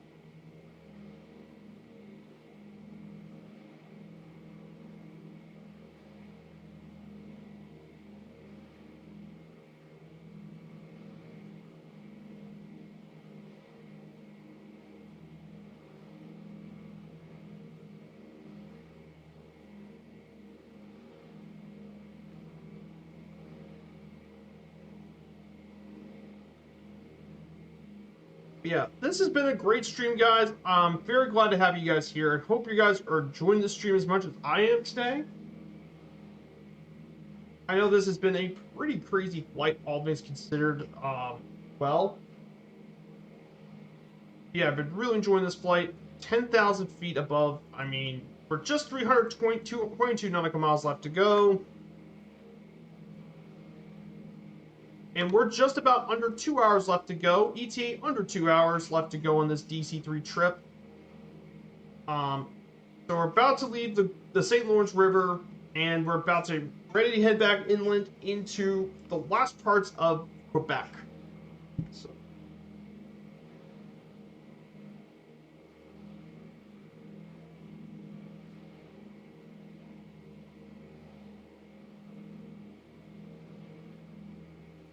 So probably for the rest of the plans, so I haven't been actually thinking about an around the world trip. Oh, I'm glad you had fun, my dude. Yeah, hey, Steak Salad, if you want to keep track of my streams and been enjoying it, I have a Discord here you can check out. It'll let you get to the top of my streams, so definitely check out my Discord, as well. I'm glad you're really enjoying it, my dude. Like I said, it makes me happy that I'm doing a good job, educating you guys. So, if you guys are also new to my channel, let me tell you a little bit about my streaming career a bit too. So, when I first streamed back in Microsoft Flight Sim, believe it or not, my first series was all about baseball because I'm a huge baseball fan. Um, so I've been doing baseball sort of stuff. So I went to every single team and I literally grabbed research documents about each of the history of the teams and I talked about all sorts of stuff. But I really, really enjoyed that one as well. It was back when I was first streaming, but so I wasn't nearly as good as I am now. But I really, really enjoyed it, and it was something of my passion too.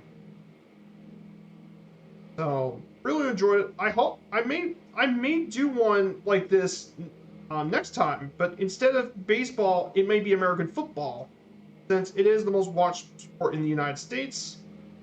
I definitely want to talk about the National Football League for a bit, so I think that would be really, really.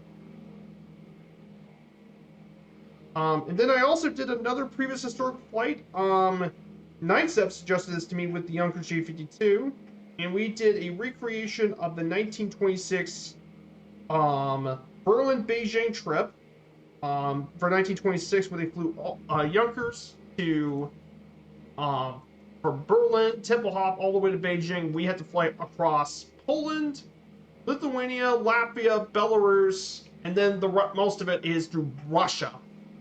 So we got to explore all of Russia, including Moscow, Kazan, Yekaterinburg, Omsk, Novosibirsk, Krasnoyarsk, Irkutsk, Ulan-Ude, Chita, and then to Manchuria, like to visit Harbin, Shenyang, and to Beijing, which was pretty cool in the Yonkers J52.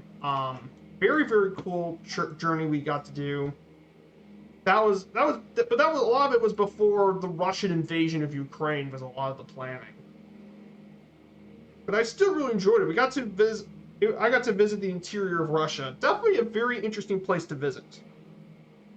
Sure, it doesn't have the best modeling in the sim, like the satellite modeling, but there were some very enjoyable moments of Russia. My favorite was definitely around Irkutsk.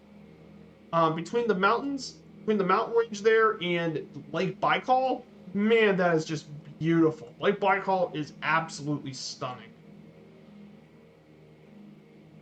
Definitely worth checking out for sure.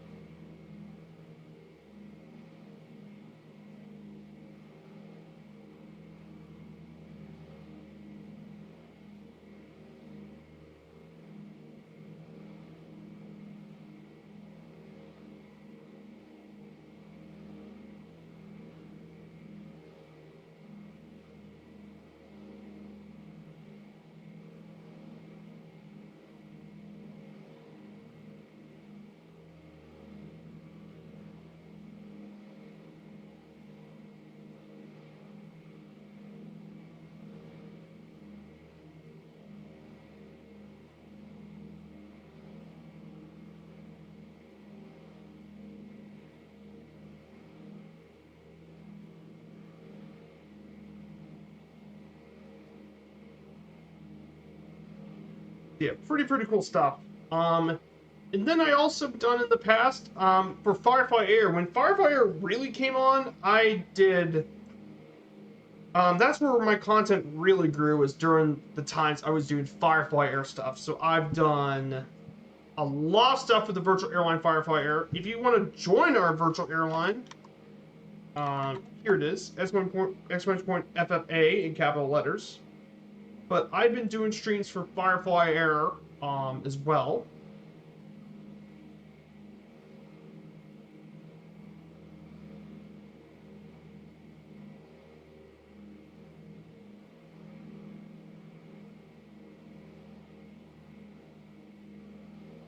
But I've done Firefly Air stuff as well.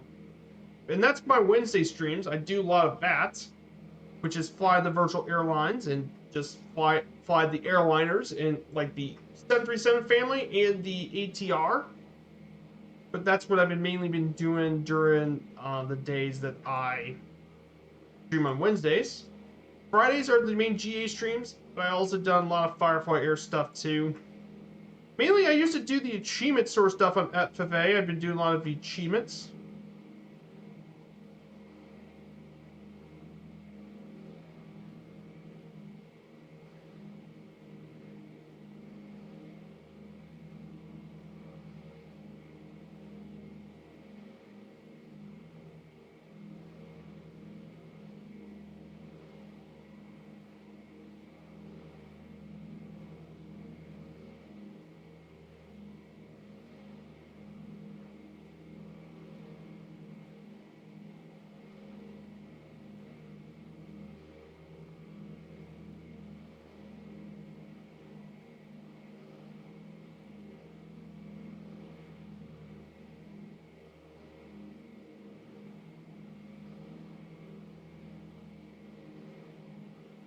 But yeah, I did a lot of the achievement streams as well.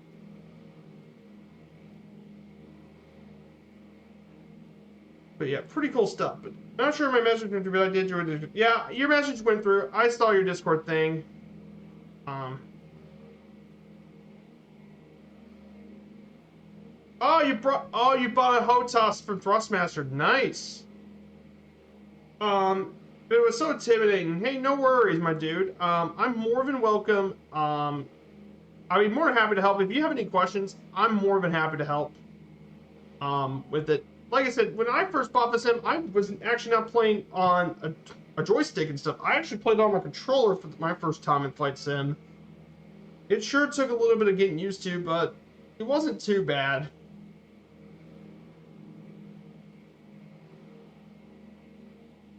But yeah.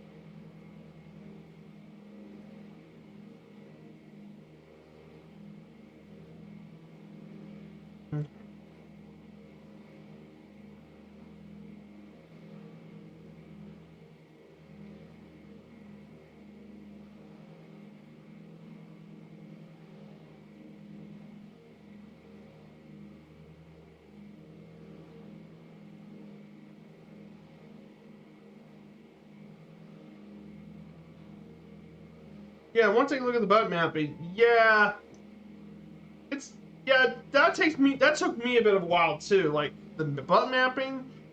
But I mean, once you get used to doing it, I don't think it's so bad. It's just like I said, taking the button mapping is gonna take a little bit of a while to do it. But I mean, once you get down there, everything else should be much simpler once you get all the button mapping stuff worked out. The rest gets much simpler. Yeah, you gotta start from somewhere, exactly. You gotta start from somewhere. You can't just... But some of the important ones to note for button mapping maybe is like the cockpit cameras and stuff. Cameras are a pretty big one for a lot of people, is the cameras. Others are... I think one of the most important ones is to map the fuel button to refuel your tanks, because some of the bush trips don't let you change your fuel tanks. So I always got that button on there as well.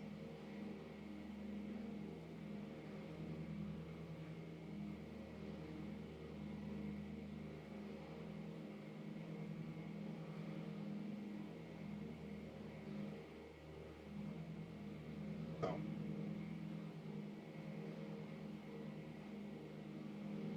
But yeah, very excited for today. I mean, today's going to be such a great day here as well.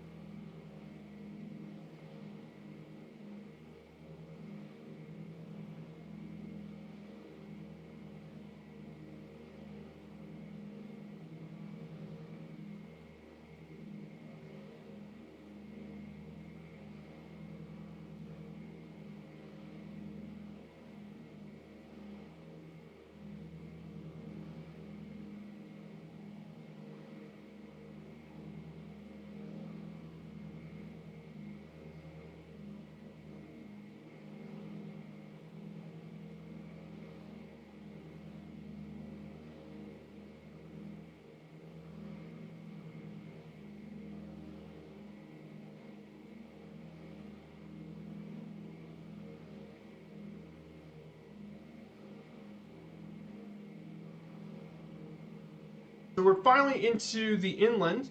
We're finally inland, really. So this is the inland part of Quebec.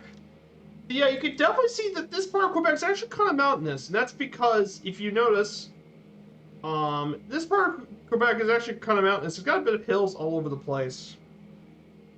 So a lot of people think, oh, Canada's all flat. Not all of it is. Not only British Columbia, but even some parts of Newfoundland, Quebec, and Labrador are not really mountainous either. They can be quite hilly.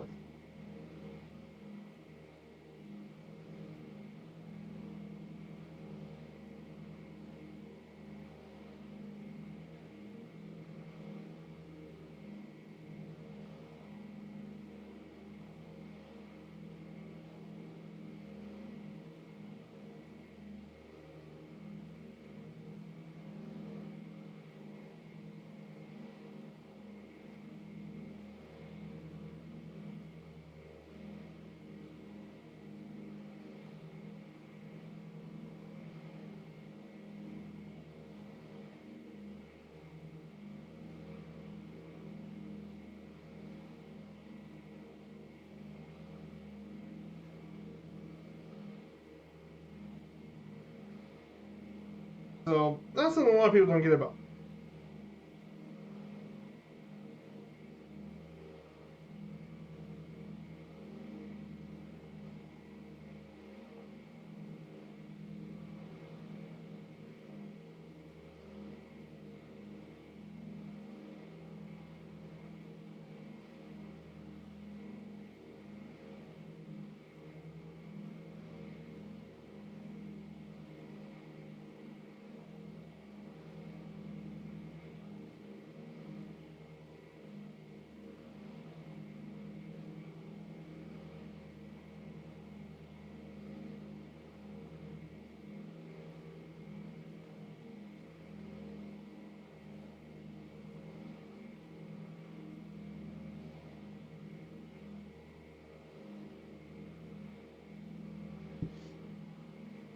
So very, very important.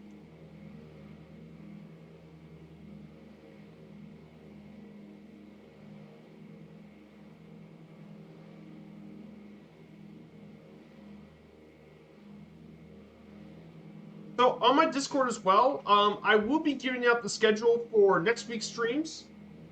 So for next week, here's my plans for next week. I'll post them in the Discord. So next Wednesday will be a 737-600 flight. We'll be flying from Bhutan. Paro International in Bhutan. We'll be flying our way over from Bhutan to Kathmandu International Airport, Victor November Kilo Tango. And then from Kathmandu, we'll be taking a quick flight. From Kathmandu International, we'll make our way over to historic New Delhi, India. We'll make our way over from there to over to beautiful New Delhi International Airport in India. Just right outside of right in the city of New Delhi, India, the capital city of the country. That'll be Wednesday. Friday will be our Vermont, New Hampshire trip. We'll be going through the Green Mountains in Mount Washington, infamous for its extreme winds, as well as flying over to the capitals of Vermont and New Hampshire. And we'll be taking the A28 Comanche for that stream. We'll be taking the A28 Comanche for that stream. This will be my first stream with the Comanche, so obviously I'm going to still screw everything up. And then on Sunday, after will be Leg 55, we'll be finally getting to start our 4-stream series for our first of the 4 streams of crossing the Atlantic Ocean. We'll be flying out of Goose Bay, and we'll make our way over to it's actually Narsarsuaq.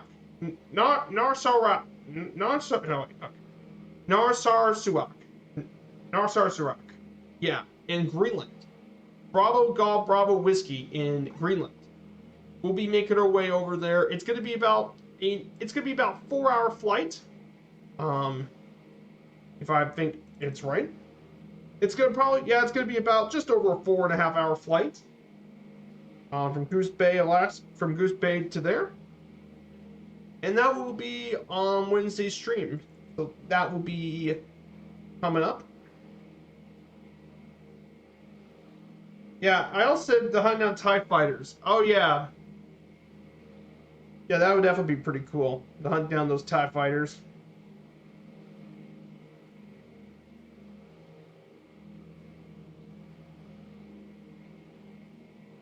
Absolutely.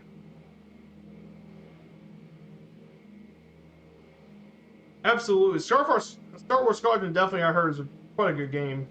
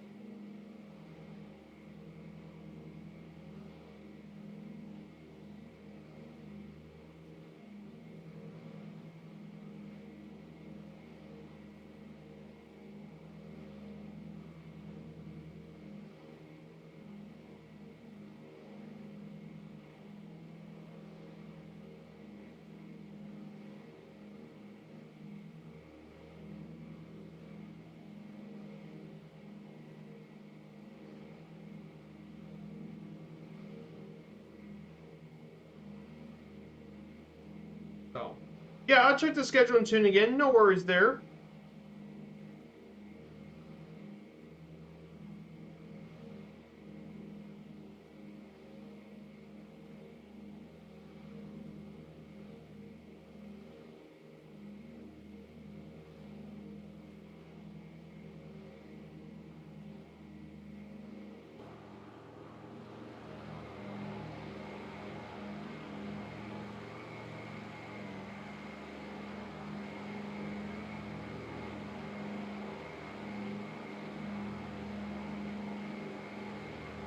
But yeah, beautiful stuff.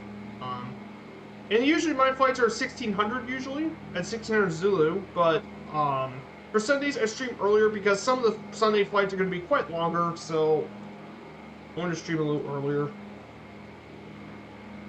That's probably why.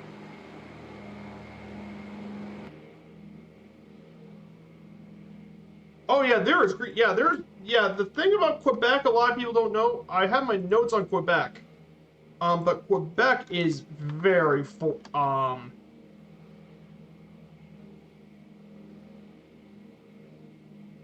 A lot of people don't know this, but yeah, Quebec is very forested.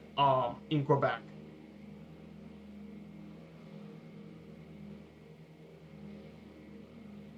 I mean, Quebec is I mean, it makes sense. Quebec is the largest province in all of Canada. It's it's the 10th largest country subdivision in the world, with the only subdivisions larger than Quebec being, well, in either it's Sakha in Russia, like either the provinces in Russia, Australia with Western Australia, all of Greenland, and it's also got Nunavut, Alaska, Queensland, and like it is pretty large. But yeah, by land area, it's the second. Technically, it's the second largest province in all of Canada, but behind Nunavut. But it is very forested as well. It's extreme, like because of its mass forest. It's big for pulp and paper and lumber and all that are very important within Quebec. There's tons of forest all over. In fact, apparently there's over 600 different plant species, and yeah, the forest covers a lot of the area of Quebec. It's very forested.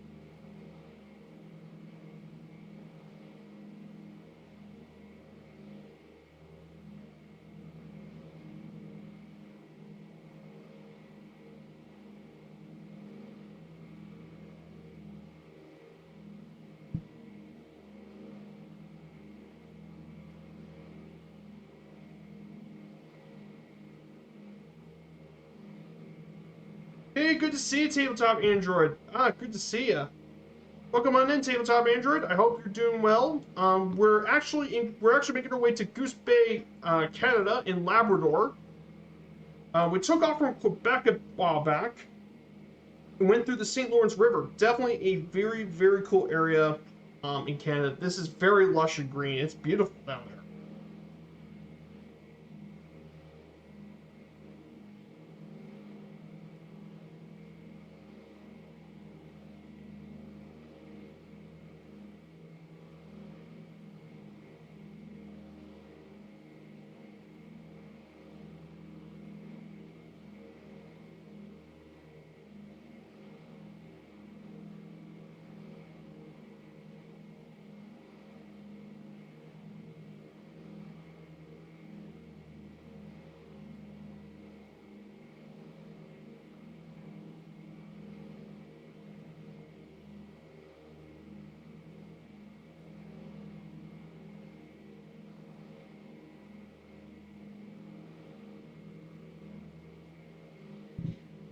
An absolutely beautiful area today. It is, I agree. This area of Quebec is definitely beautiful. Definitely very stunning area. So right now we are just about 250 nautical miles out from Goose Bay. We're not far at all. We're just about less than 1.5 hours, an hour and a half left to go. So we don't really have that much farther left to go.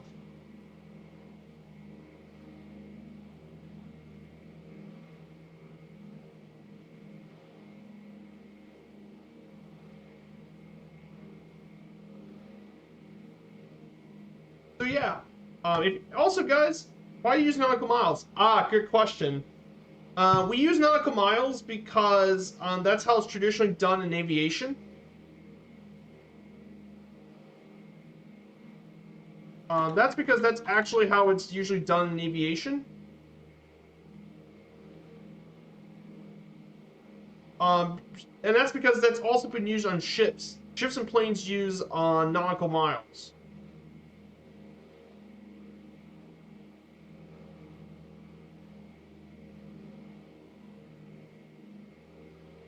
Because it was used by navigation. And we use things by knots. That's how ships and planes actually use nautical miles. So that's why we're going at 103 knots. In miles per hour, we're going about 173 miles per hour. Airspeed.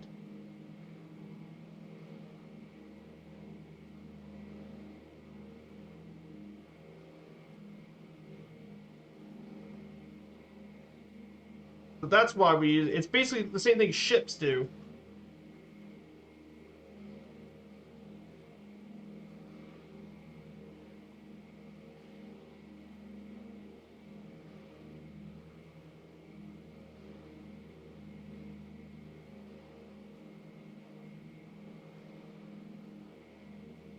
And it's also related to latitude and longitude, and that's probably why they use nautical miles, because it's based on the circumference of the Earth. So it's used for navigation, for seafaring, but it applies very much to air travel too, especially when we fly great distances. That's what we use nautical miles.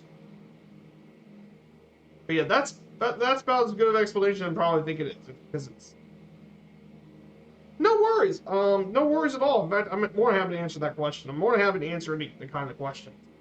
I am a researcher after all, so. And you're not bothered at all, Steak Salad. Not at all, my dude. You're not bothered at all. I'm more than happy to answering the questions, and besides, some of those are really important questions to ask because a lot of those are going to be applied in the real world too. So very good to ask those questions as well.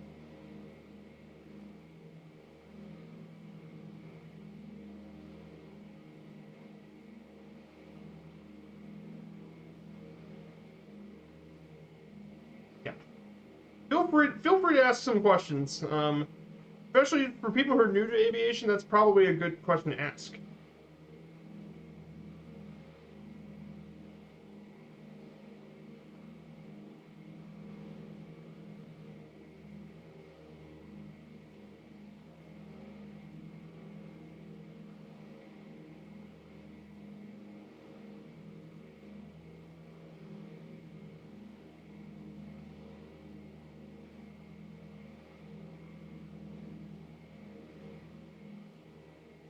But yeah, basically, there's a lot more questions about this as well.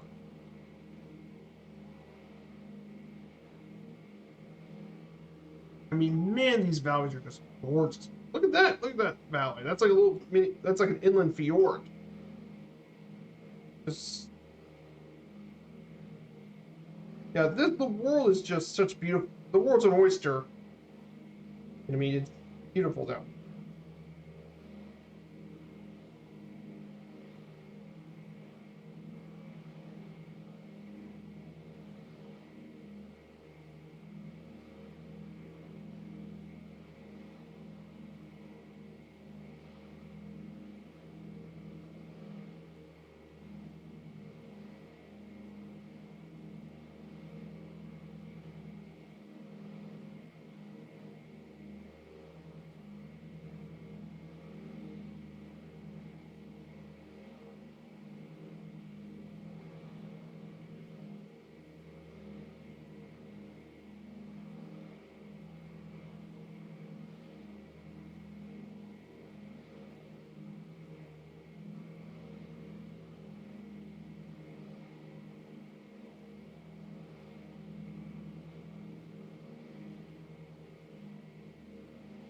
I'm also very chill, so I'm not the kind of person that.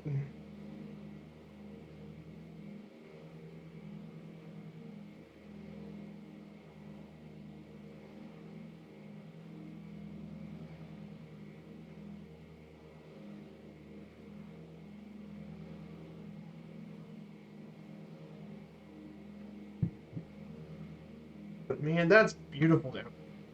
Man, that's pretty down there. Look at that. Like I said, there's so much about Canada's natural beauty. It's crazy. Canada has so much natural beauty. It's just ridiculous.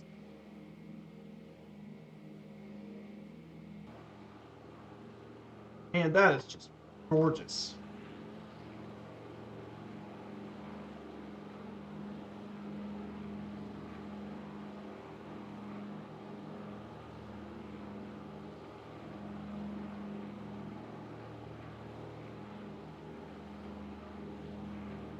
So very much a beautiful place. Is all.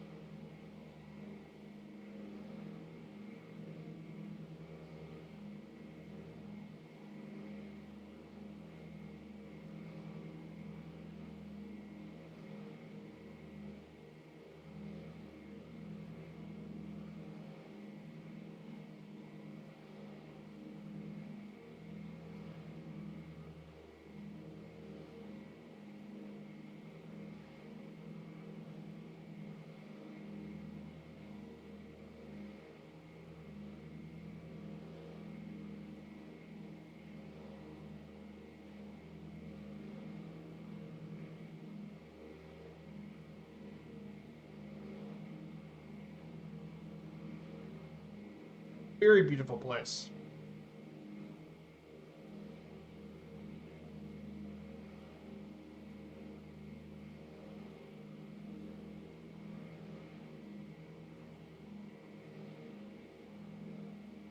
So we're going to be going ahead and we're not too far away from Newfoundland and Labrador. So I want to talk about some of the culture of the country of this province.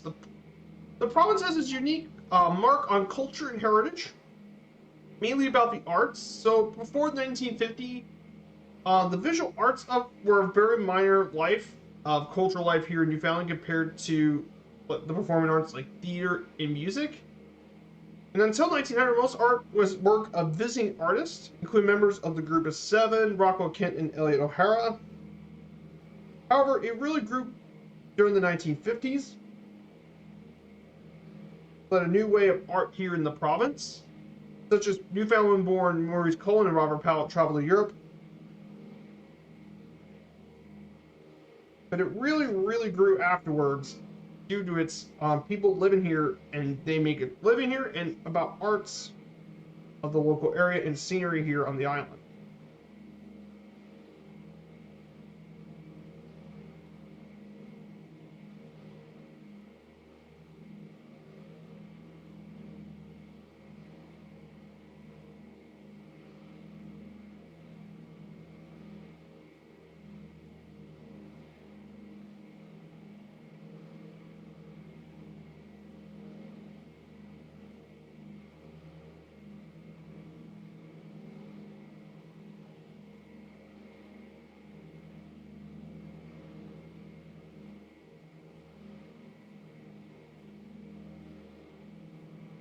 So as a result,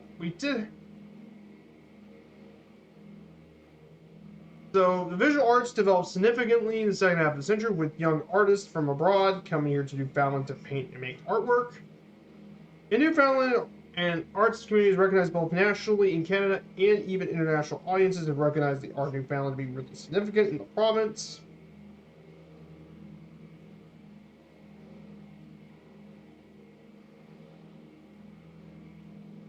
As a result, there has been a lot of proud artworks around Newfoundland and Labrador with all sorts of artists. There's also education services and print shops to create art around the province. And there's also lots of art schools and stuff around Canada. In terms of music, Newfoundland and Labrador has a folk music heritage based on the Irish, English, and Scottish traditions that were brought over centuries ago. Much of the music focuses on the strong seafaring tradition in the area, includes sea shanties and sailing songs as well, are very popular music. With traditional musicians including Great Big Sea, the Ennis Sisters, the Dardanelles, Ron Hins, and Jim Payne are some of the folk artists of Newfoundland. There's also the Newfoundland Symphony Orchestra that began here in St. John's in 1962 as a 20-piece string orchestra, and have been producing its own symphony orchestra. And then the Pre-Confederation Provincial Anthem is Ode to Newfoundland, which was written by British Colonial Governor Sir Charles Cavendish Boyle in 1902 and became the official anthem in 1904. And it's still sung in public events in the province as a result. Then we look at literature. In terms of literature as well.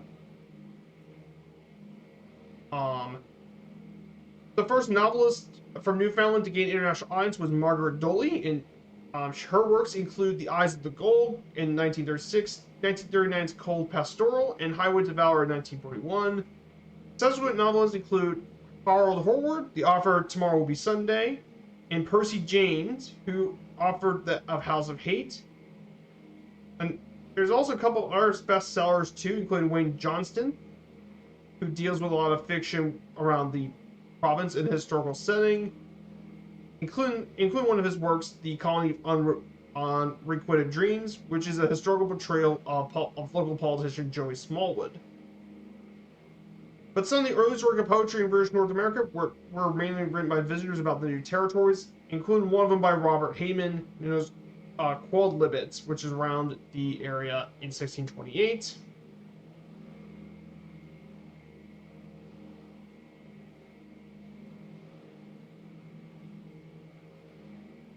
What's this? Hey, we got a raid from Sergeant Staff.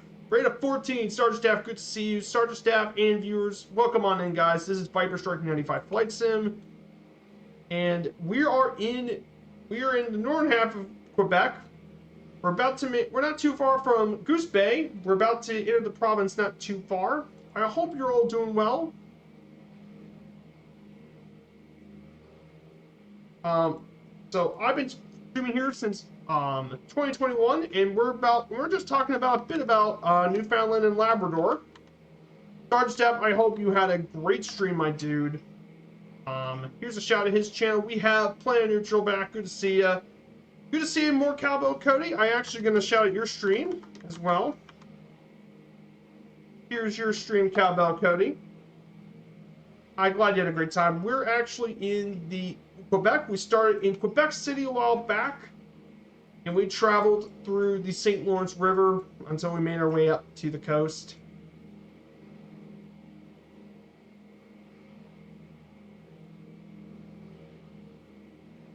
But yeah, we're doing pretty well. So if you guys are aware, I started this journey on New Year's Day this year, and we have traveled through the previous 53 legs. Starting Geneva, we made our way to the following: Geneva to Avion, Avion to Zagreb, Zagreb to Athens, Athens to Tel Aviv, Tel Aviv to Amman, Amman to Bahrain, Bahrain to Doha, Doha to Dubai, Dubai to Karachi, Karachi to Nagpur, Nagpur to Chiang Mai, Chiang Mai to Phuket, Phuket to Kuala Lumpur, to Singapore, then Singapore to Kota Kinabalu, then to Laos, Philippines, then to Macau, Taipei, then multiple lakes in Japan, including Takashima, Kumamoto,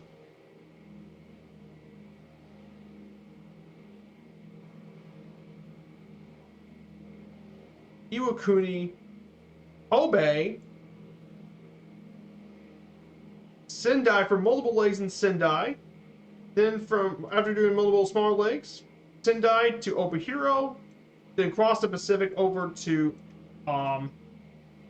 Shimya in the Aleutian Islands, then go across the Aleutian to Cold Bay, then from Cold Bay up to Anchorage, then Anchorage to Juneau, Juneau to Seattle, Seattle to Aurora, then back to Seattle, then Seattle to Oakland, Oakland to Los Angeles, then LA to Page Municipal, then to Scottsdale, then cross over to San Angelo, Texas, before making our way to Houston, then to Dallas, Dallas to St. Louis, St. Louis to Oshkosh for AirVenture, then back to Chicago, then Chicago to Toronto, through Niagara Falls back into New York before settling in Boston, the Big Apple, then Quebec City, and now we're doing Lake 54 to Goose Bay.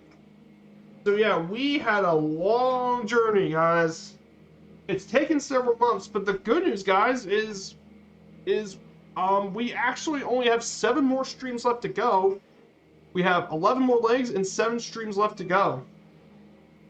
Because once we get done to Goose Bay, the only things we gotta do is cross over to Greenland, then Greenland to Iceland to Reykjavik, Reykjavik to Wick, then go down the UK coast to Duxford and then Biggin Hill, then we make our way across the channel to Paris, then cross over to Frankfurt, Germany, then go to Vienna, Austria, Milan, Italy, and then finally Geneva and Sion. And that'll be it. We don't have that much longer to go, guys. In fact, according to schedule, I might be done by November, which would be pretty insane to think about. I mean, what a journey, and I kid you not. It is a pretty insane journey to think about, in a DC-3 nonetheless. But like I said, it would be a very, very massive accomplishment for the channel to go around the world. And then afterwards, what's next? I guess the only all around the world journey I can think of is going to visit every single country.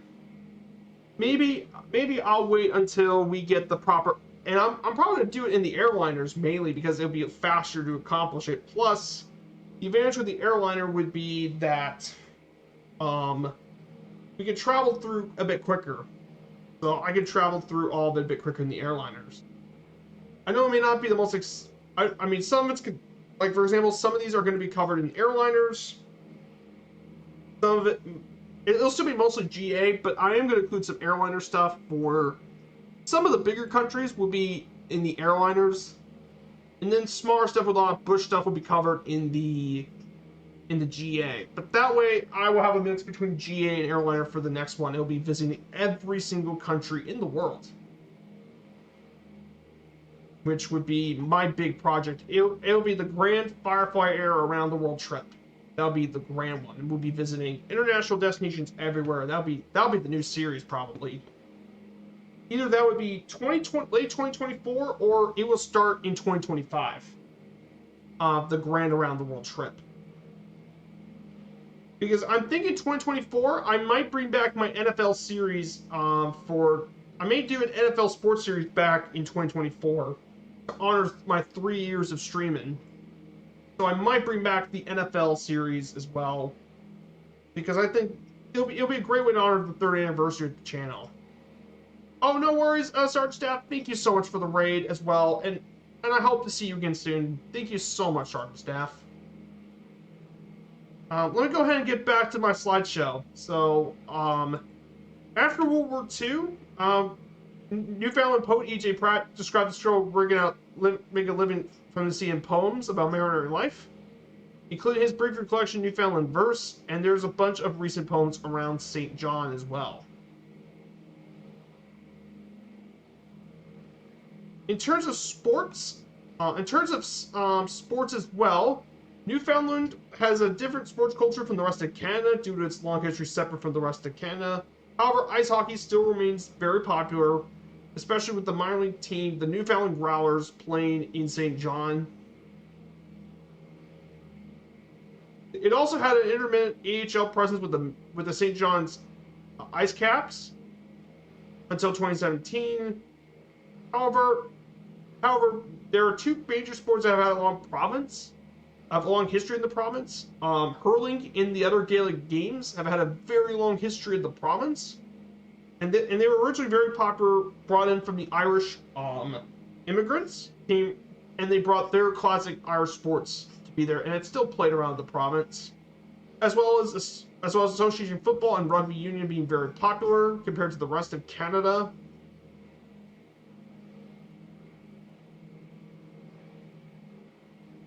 As a result, that's kind of the culture stuff of Newfoundland Province and Labrador. Good to see you, DH Paradox. Here's a shout out for you, my dude. Good to see you, DH Paradox. Here's a shout out for your channel. I hope you're doing well.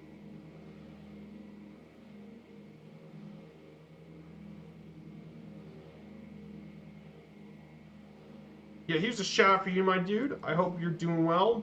We're making our way over to Goose Bay for leg 54 of our trip. We're just about an hour. We're just a bit over an hour away, actually. ETA. So,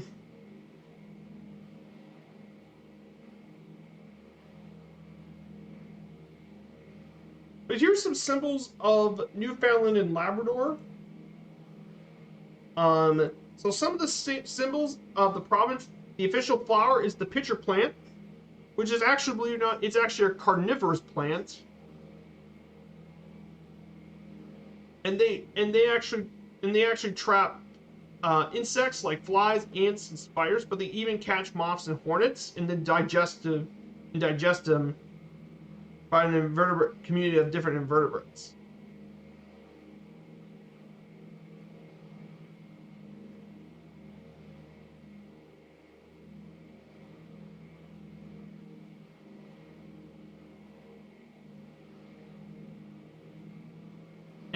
And they are actually pretty much found in this part of Canada, but they are very they're very important biocontrols.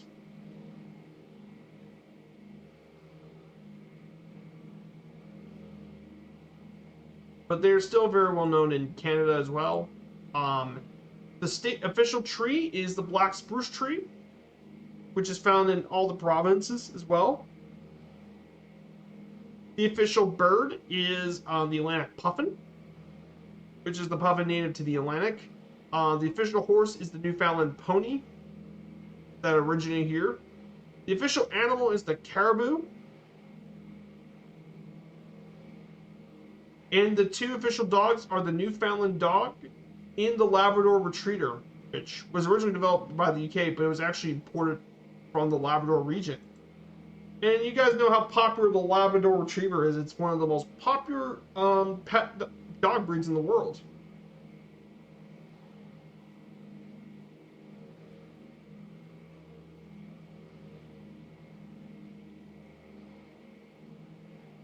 So yeah, pretty cool stuff about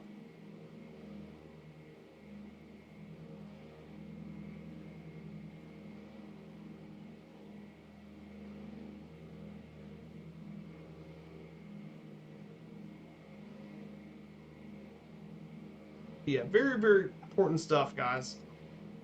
Yeah, I'm so I mean I'm being outside. It's gonna be sad when this journey's all over, man. I mean, I enjoy these around the world trips. All the research and all the stuff, I've been working very, very hard on all of this. I mean, this has been an absolutely amazing around the world trip. I mean, it's just been a massive honor to finally put it into an amazing, amazing journey when this is all over. I mean, I have never done an around the world stream before. I mean, I've been a part of around the world trips Allison has done. Like, if you guys aren't aware about Allison Johnson, let me give her a shout out. She had an amazing stream last night. From Wake Island to Honolulu, that took around almost over 14 hours. I mean, I don't even know how Allison does these things, but Allison has been one of the biggest inspirations for the channel. She is a legend in every sense of the way. She did a 14-hour flight yesterday from Wake Island to Honolulu. She also did the Fly Lilo charity stream as well.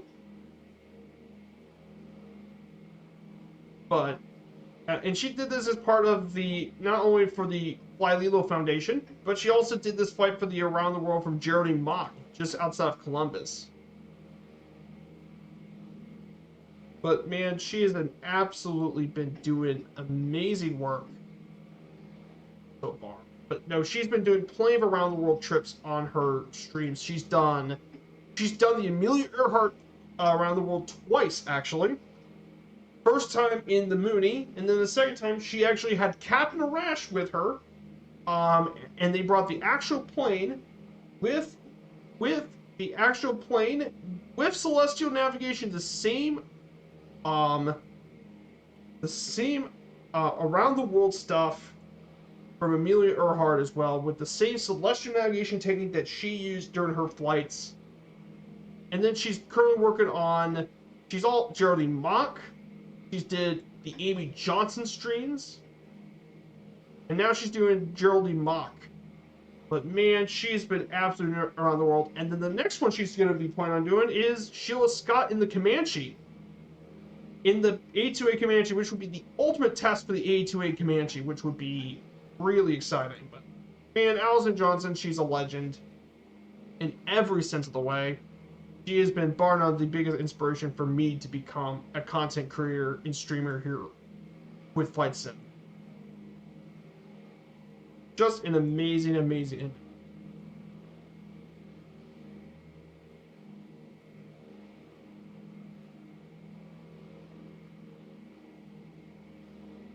So yeah, that's about as much I'm doing the shout outs.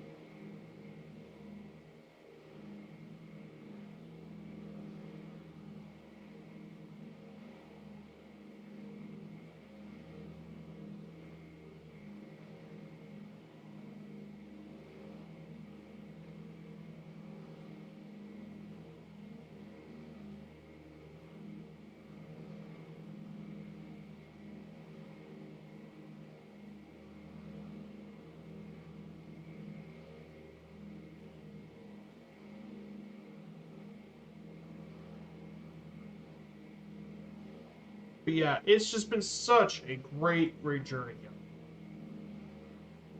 So I do want to ask you all in the chat if you guys have any other series ideas I might be doing. I know I really did think about an NFL series for 24 come out because the Around the World Firefly Air around the world, visiting every country would be something a project I mean we're doing. But I'm gonna wait till we got our other hubs set up because we still have hubs in Southeast and South Asia, the Middle East, hubs in Africa, and potentially an Eastern U.S. hub as well to set up. But I'm just trying to wait for the other hubs to get set up and all that before I may want to do it.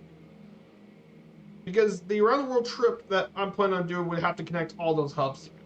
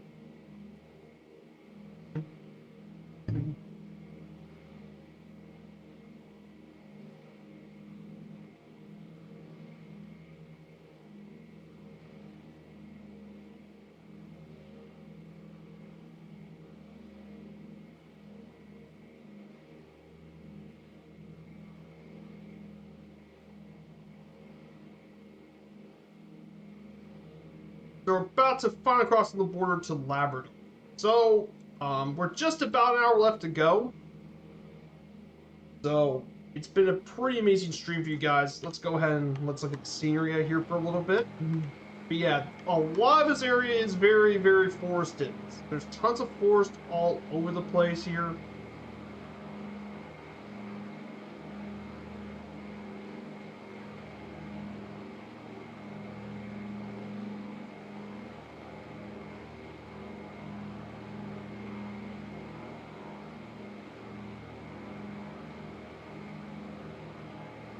But man, this has been an absolute blast for everyone here.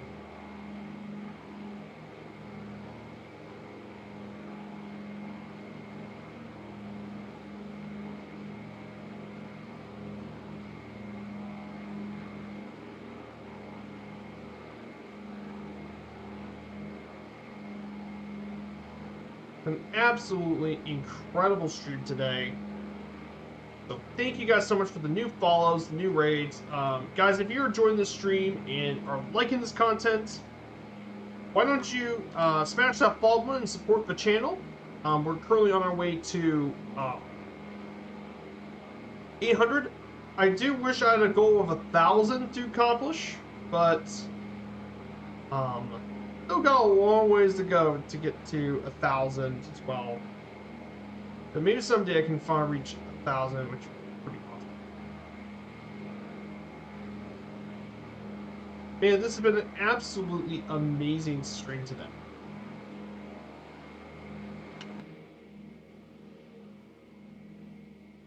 But yeah, we'll be very much getting ready to cross the Atlantic soon. That's going to be, thankfully, here's the thing. Crossing the Atlantic would certainly be much easier than crossing the Pacific would be in our thing because it's split to 4 different streams, crossing through Greenland, Iceland, and then the UK. So this should be a much easier crossing than a lot of people do.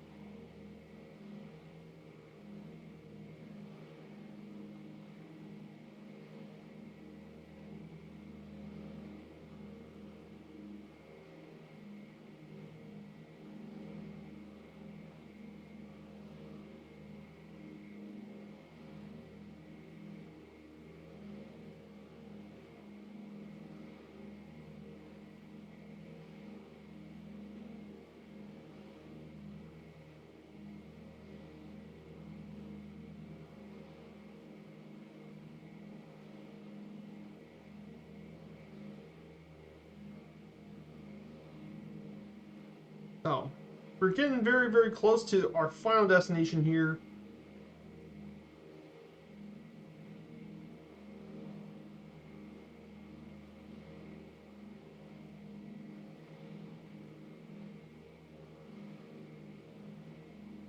So we're just about ready to cross into the province. So let's go ahead and work on some of their slides. So in terms of transportation here in the province, um, within the province, the Newfoundland and Labrador Department of Transportation and Works operates and sponsors 15 automobile, passenger, and freight ferry routes which connect to the various communities in the province and its coastline. In terms of ferries, a regular passenger car ferry service lasts about 9 minutes across the Strait of Belle Isle, connecting the province Newfoundland with Labrador on the mainland, with the ferry MV Jack W travels through St. Barbie to the port town of Lac-Sablon, Quebec, as well as towns Quebec through Labrador, Quebec, and other parts. Interprovincial ferry services are provided by Marine Atlantic, a federal crown corporation which offers passengers from North Sydney, Nova Scotia, to the town of Port-au-Basque and Argentia in the southern coast of Newfoundland. In terms of aviation, the two major airports are St. John's International and Gander International, the only airports that are part of the national airport system. And St. John's is currently the busiest in the province, with nearly 1.2 million passengers a year traveling to the airport. And they fly to all sorts of destinations.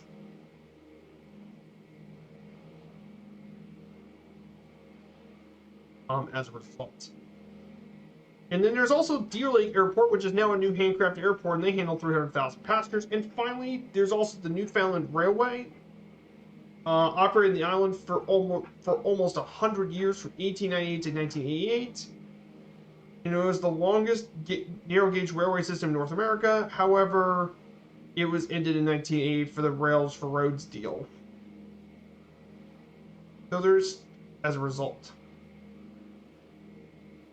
So that's a little bit about the transportation stuff in Newfoundland to learn about.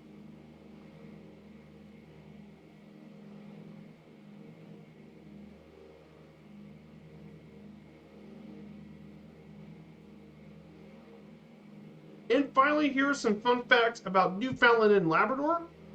The province itself is actually nearly the same size as California and also the South American country of Paraguay. So it's actually a pretty big province. So yeah, it's about, the province itself is as big as California, which is pretty crazy to think about. These two provinces are as big as one state. People from Newfoundland are called Newfoundlanders, and people from Labrador can also be called Labradorans, or the denominators of the people.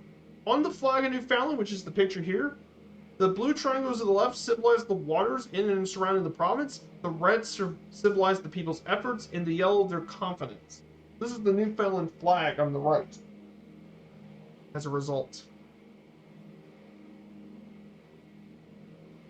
Oh yeah, and by the way, guys, on my Discord, after we do the around the world trip, I'll post the entire around the world journey slides for you guys. You guys can have them, and you could recreate the journey yourselves.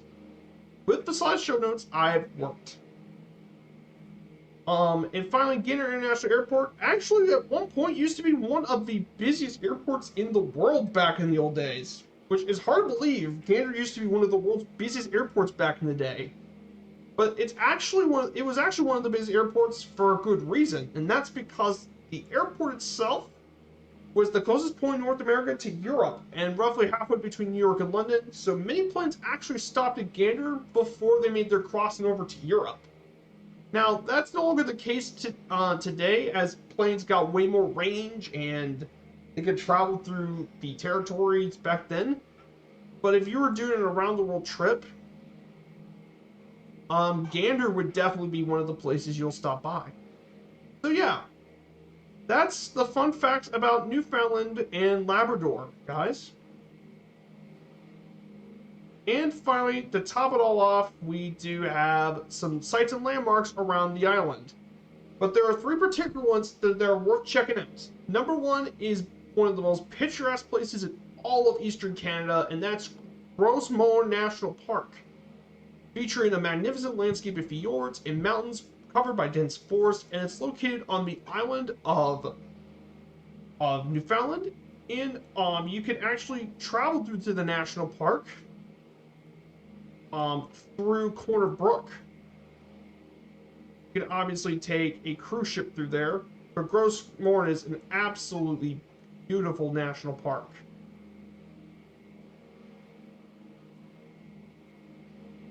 But an absolutely beautiful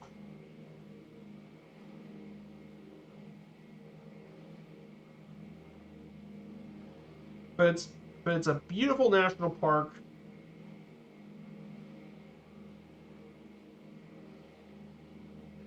But it's 100% absolutely worth visiting in Canada.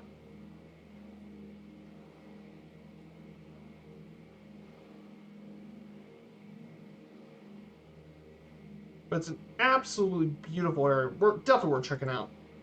In fact, if you guys want me to, I might do a stream in Canada, and we'll check out Gros Morne National Park. But it'll be an absolutely beautiful area in Canada. The next part is L'Anse-aux-Meadows National Historic Site, and it's home to the oldest European settlement in North America, and to date is the only authentic trace of Viking settlement in the New World. Yes, a lot of people don't realize, but Leif Erikson might have been the first person to travel through to this part, and you can actually find that sort of stuff right around Hay Cove. Right near to St. Anthony, you can find the meadows up in the northern part of Newfoundland, right near St. Anthony. So you can check out where the Vikings actually once settled there. I mean, how cool would that be? Check out where the Vikings once settled. Definitely be a very, very cool thing. And finally, the last major one I want to talk about is Bonavista Peninsula. At Cape Bonavista stands a statue of Cabot, and visitors can watch for whales, puffins, and icebergs along the coast.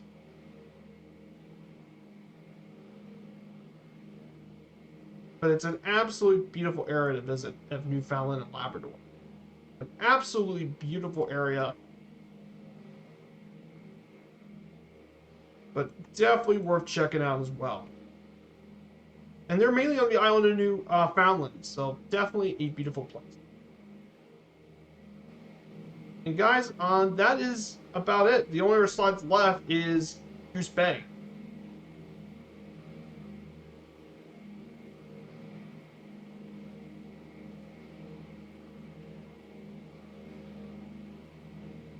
So, definitely a very, very exciting. And more. Cross it over to two more.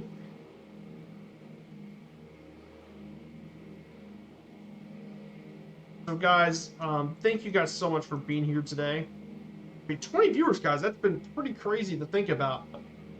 I'm happy that the turnouts turn out really, really well. So, but I mean, this is beautiful. Beautiful area here. And yes, we did cross over into Labrador. So, I mean, are crossing to the border. So guys, it has been an absolute pleasure of mine to be here with you guys today. I mean, we only got 7 more streams left to go after this. I think you guys are going to be very excited. I mean, I can't wait when we do our around the world trip. So finally put an end to this.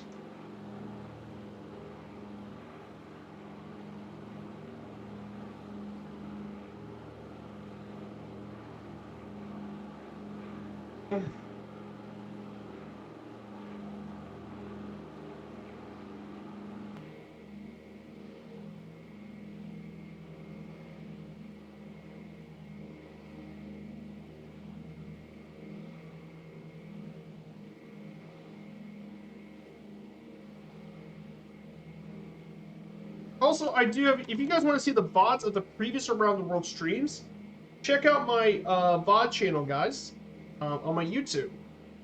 I posted the VODs and the previous around the world trips on stream. So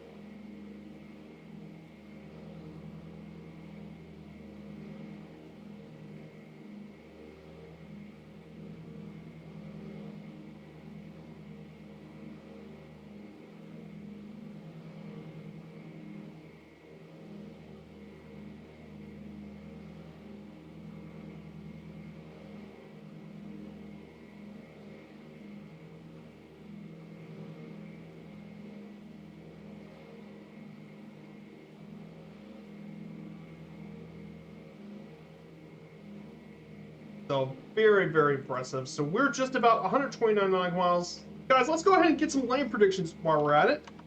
Estimation point predict, type in a negative number, and we can go ahead and get our lane predictions for this stream here. But man, this has been amazing. And like I said, Eastern Canada is definitely a place I really want to check out more. Well,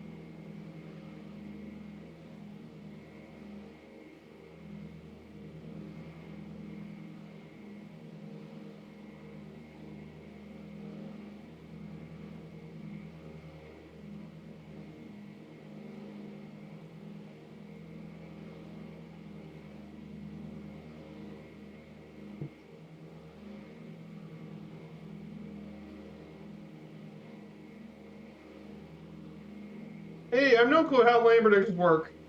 Oh, no worries. Here's how the predictions work. So, it's the exclamation point command. You do exclamation point, and then afterwards type in predict. Then afterwards you just type in a negative number, and it has a bot. I have a bot in my Sim Toolkit Pro, and it gives me the lane rate prediction stuff. So that's how it works. Mm-hmm.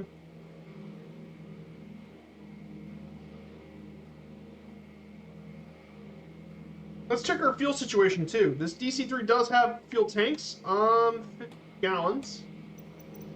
About 50. I'm gonna go ahead and change it just in case. I don't know if it's far enough, but I'm gonna go ahead and change the tanks to the auxiliaries. Now we will be good.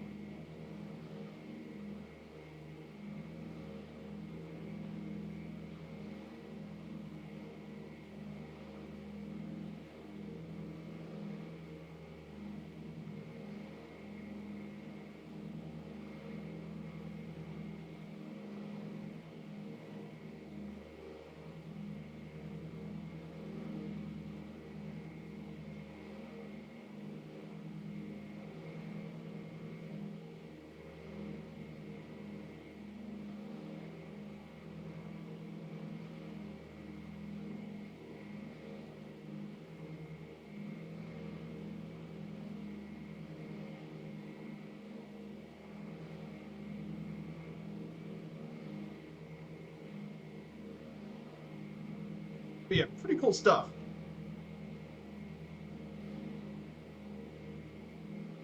Yeah, the range, you can be any number you want. You can be any number you want, my dude. But I would say probably most realistically would be from -1 to 1,000 would probably be the most realistic. You just pick any of those range and you can make your predictions. Yeah, this has been an absolutely amazing stream. Guys, man, this has been a bunch of fun, and I hope that I get to see you guys again, as always. It's always a pleasure to do these Sunday streams with you guys, and it's been an absolute blast, dude. So, absolutely incredible as well.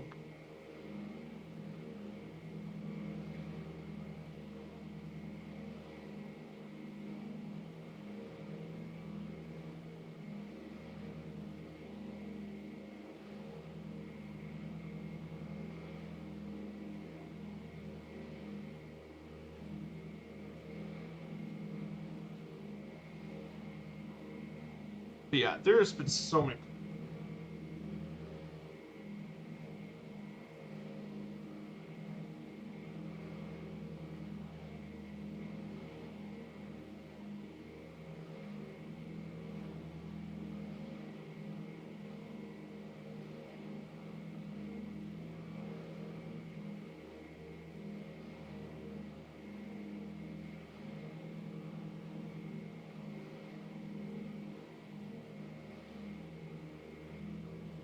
So yeah, but it could be any range of numbers.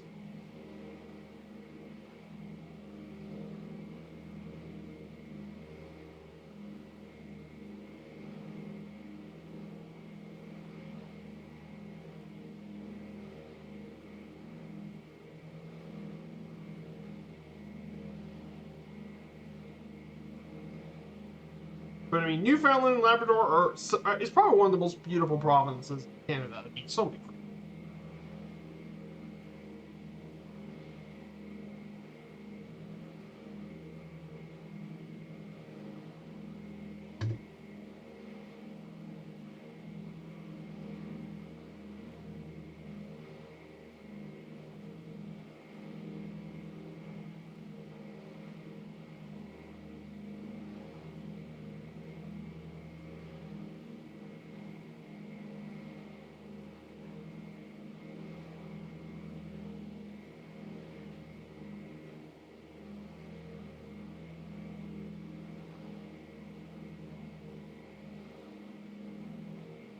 Ah, that's perfect, my dude. -7. That's a great prediction. Let's see if it comes up true, my dude.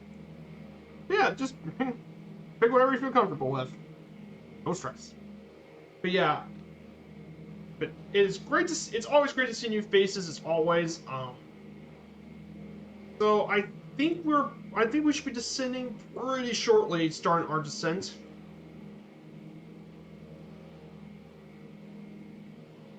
Starting our descent pretty shortly. No, it's not a bad prediction. I mean, I'm crashing though, but I did it. Hey, no worries, my dude. I'm gonna keep the stream. Oh, you've been up all night. Ah, gotcha. But hey, like I said, it's all about trial and error, and practice is the ultimate way to improve as a pilot. It took me a long time, too. I mean, for me to be a better pilot, I had to do lots of practice, too. So I know exactly how that is for you, my dude. So practice, practice, practice, practice. That is the most important way you're going to improve as a aviation pilot in the sim is to practice. And that means you might have to get used to a certain plane for a little bit, how it operates and works. But once you do that, you'll be pretty much set.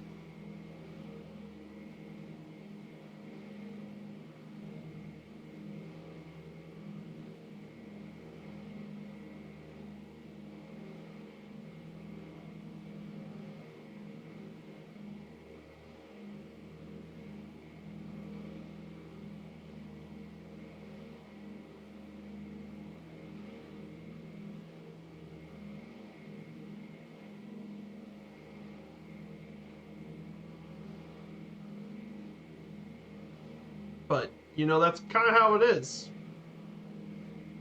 So many amazing people here today. I mean, it's been an absolute blessing to be here. So, we're just under 100 miles. So let's go ahead and finish up the slides for today. Uh, not this one. So we're going to be visiting Happy Valley Goose Bay, here in Labrador. But Goose Bay really got built a lot during World War II, especially. This was a major military base during the Second World War as well. So Happy Valley Goose Bay is actually a small town here in Labrador. Located in the central part of Labrador on the coast of Lake Melville and Churchill River, it is the largest population center in the region with around 8,000 residents as of 2021. Incorporated in 1993, it comprises the former town of Happy Valley in the local improvement district of Bay. It was actually built pretty recently in 1941 on a large sandy plateau. It is home to the largest military air base in northeastern North America, Canadian Forces Base Goose Bay. And the origin of this was actually Eric Fry, an employee of the Canadian Department of Mines and Resources, on loan to the RCAF. The Royal Canadian Air Force selected a large sand plateau near the mouth of the Goose River, and they used it to build Goose Air Base. And it was extremely important during World War II, as a lot of people worked on it as a landing and refueling stop for the Atlantic ferry route.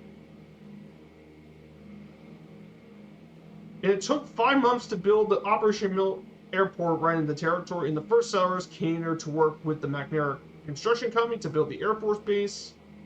Originally, their choice was Otter Creek, but they decided to build it on the town Happy Valley in 1942. And it included a school that was operated by Mrs. Perrault from her home until 1946, when they donated the building, as well as the Grenfell mission to provide facilities. But the town is most well known for its base. And some notable residents of Happy Valley Goose Bay, they include the legendary voice actress Jennifer Hale, who's worked in so many iconic games, including Mass Effect, Baldur's Gate, Metal Gear Solid, and more. Seamus O'Regan, a Canadian politician who's been the Federal Minister of Labor since 2021. And finally, photographer and filmmaker Jenny Williams are some of the notable residents of Happy Valley Goose Bay. Yes, journey of 1,000 miles begins with a single step. Absolutely agree with you on that one. I agree completely. That's exactly right. And finally, we have Canadian Forces Base Goose Bay. It is the largest military base in northeastern North America. It is operated as a Air Force base by the Royal Canadian Air Force, and it's also used by civilian aircraft for civilian operations at the base. And it's mainly a general aviation airport only. It's mainly only GA only, and with no more than 15 passengers. But it's mainly operated by the 5 Wing to support the defense of North American airspace, as well as to support the Royal Canadian Air Force and Allied Air Force in training. And 2 units compose the 5 Wing, which is the 444 Combat Support Squadron, flying the CH-146 Griffin, and the 5 Wing Air Reserve Flight. It also serves as a forward operations location for Royal Canadian Air Force CF-18 Hornets, which is basically the Canadian version of the F-18 Hornets, and it's occasionally used to support the Canadian Army, but it grew into prominence during World War II as part of the Atlantic ferry route, and it was used as a major base for both the Canadians and the Royal Air Force. And then it became pretty notable during the Cold War for the 1950 Rivière-du-Loup B-50 nuclear weapons loss incident.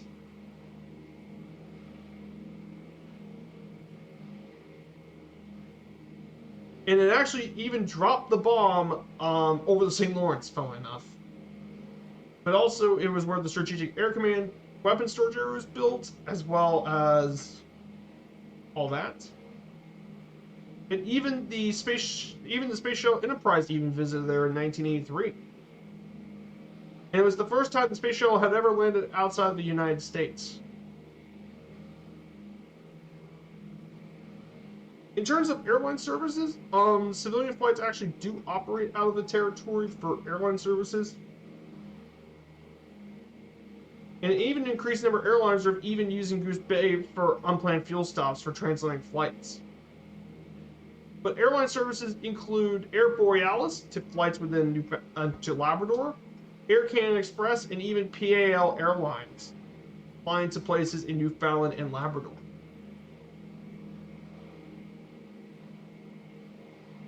So yeah, this is a very important area of Canadian. Hey, good to see you, Complete Freedom. Welcome in, my dude.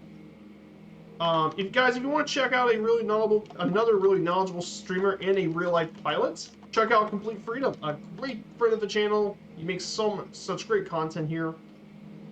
So guys, thank you so much for coming on in, Complete Freedom. We're making our way over to Goose Bay.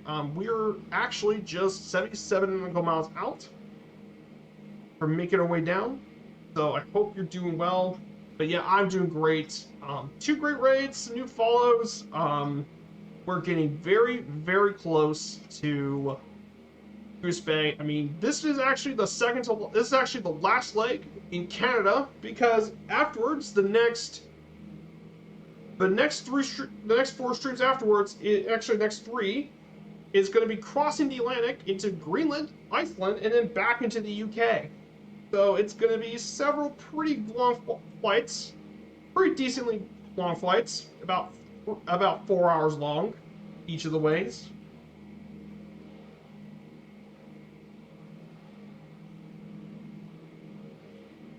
But yeah, I'm doing quite well. So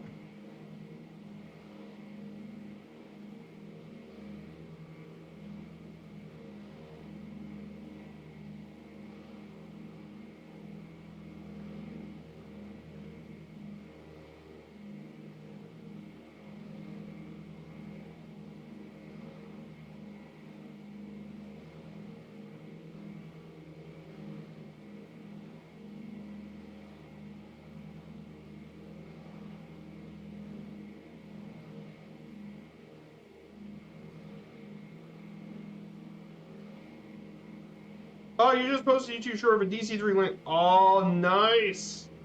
Oh, I definitely need to check that out, Complete Freedom. Oh, yes, like I said, I love the DC-3.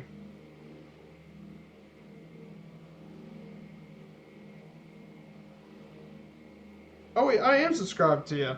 Yeah, that's right, I forgot I'm subscribed. Here it is. Oh, that's so cool. I saw DC-3 back in Bowman Fest. But yeah, DC-3, man, it is such a legendary plane. Like, there are not many things that can replace the DC-3. Like, between its stunning look, its great performance, it can operate anywhere you want the same thing to be. Like, there is nothing a DC-3 can't do.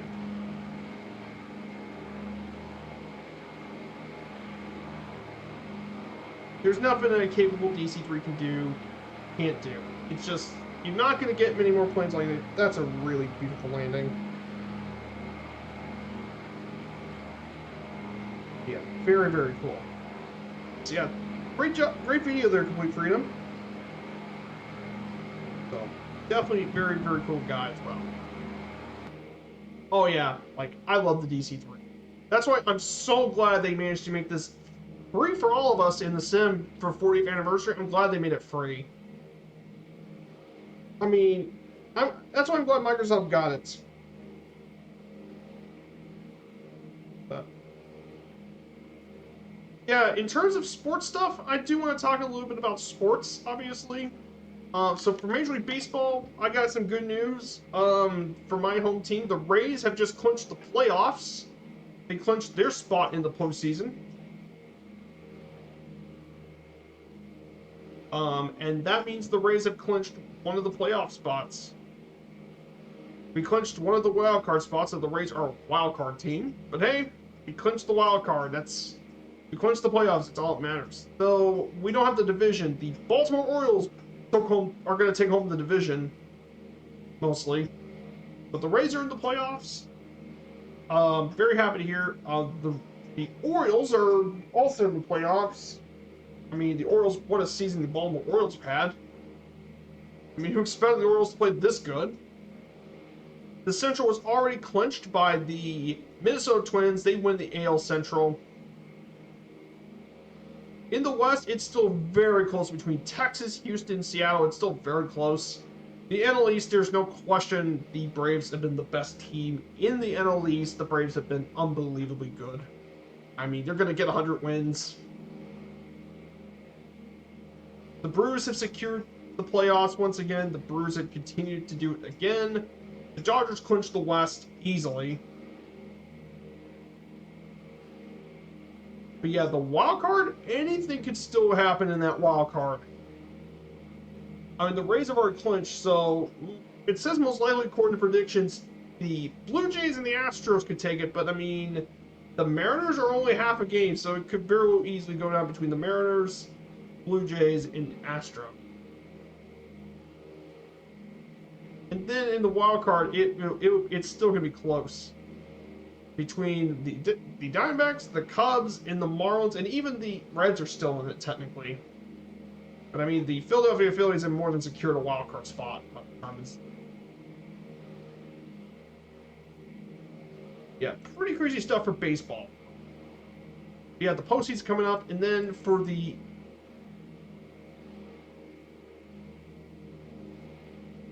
during the NFL standings, got a couple of NFL games going on, but so the Colts are 1-1. They did get a win last week against the Texans. The Colts took care of business, though. Anthony Richardson did get a concussion, though, but they still won on Gardner Minshew. I mean, who was expecting the Dolphins to have the best record in the AFC East? The Chiefs are 1-1. The Chargers and Broncos are not doing very well to start the season. The Ravens with my boy Lamar Jackson, who is my favorite NFL player. Even though the Colts are my favorite team, Lamar Jackson is my favorite player because he's a U of L, University of Louisville alumni. So he's obviously my favorite. He's obviously my favorite player. He's started 2-0, but the Bengals.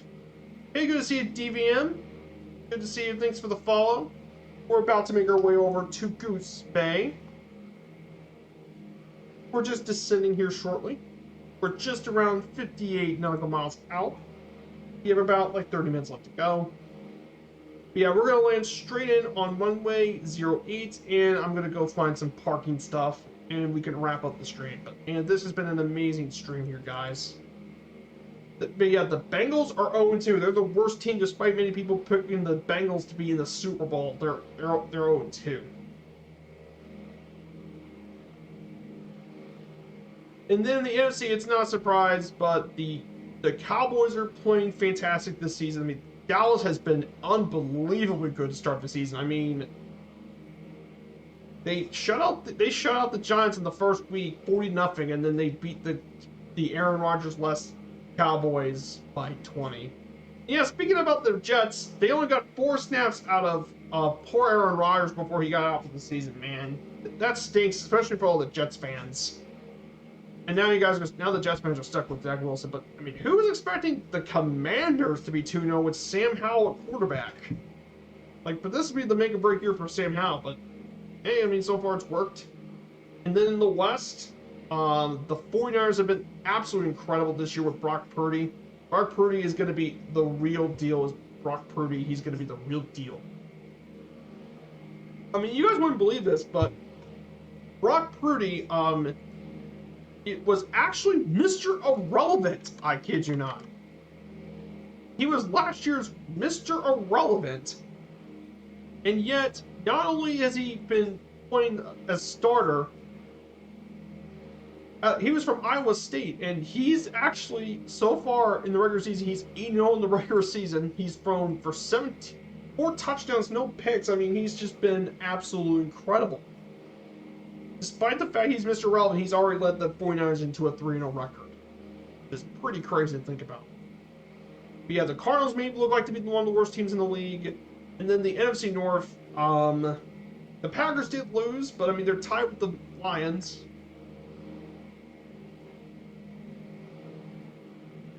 But man, the Vikings and Bears have not done so well this season. And for the Bears, I mean, I don't think Justin Fields is the future. And finally, the NFC South, the Panthers are 0-2 with Bryce Young, but surprise behold, the Falcons, Saints, and Bucks are all 2-0 at the start of the season. I mean, the Bucks with Baker Mayfield are getting into a 2-0 start. It would still be 2 close games, but they got done. And I mean, the Bucks even beat the Vikings and Bears. So, hey, good to see you, Doge Aviation. Thank you for the follow. I hope you're doing well. We're just about making our way down over to Goose Bay. We're about to make our final landing for the day. But yeah, pretty crazy stuff for the NFL season. I mean, it's been pretty crazy for the league.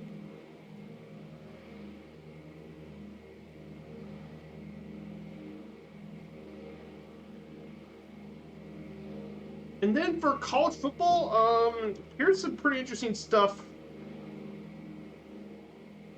The college football stuff. So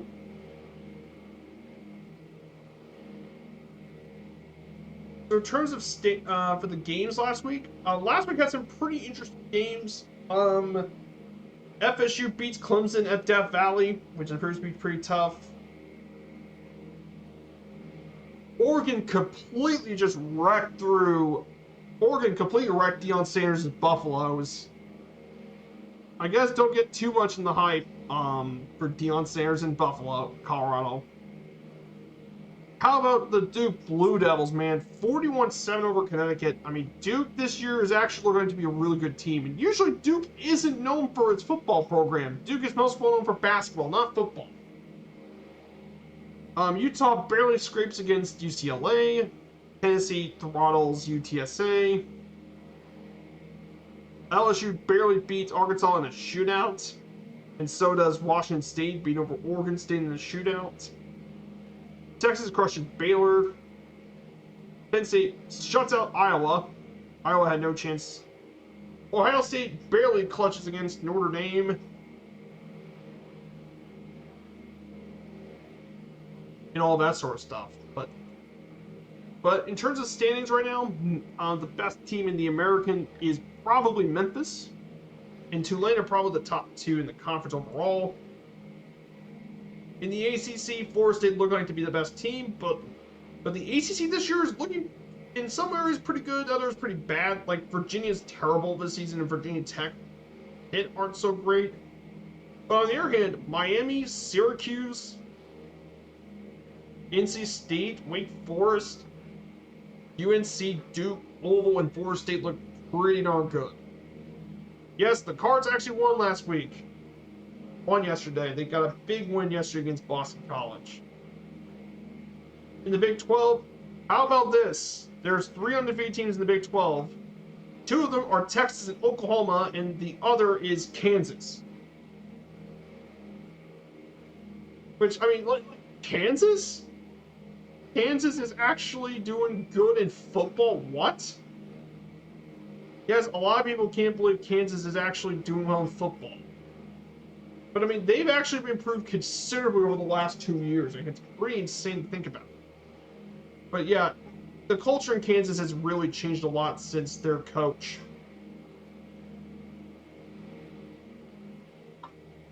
stepped in.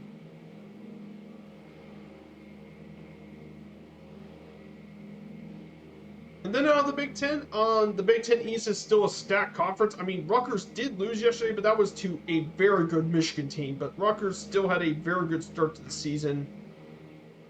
Though Rutgers is looking pretty decent. It's just the Big Ten is such a tough conference. I mean, Rutgers is uphill. They have to battle Ohio State, Michigan. Maryland's actually off to a good start this season, and Penn State. And in the West, anything happens in that West. Big Ten West is pretty weak historically. Though it looks like Wisconsin is leading the Big Ten West. But yeah, it is such a rough conference.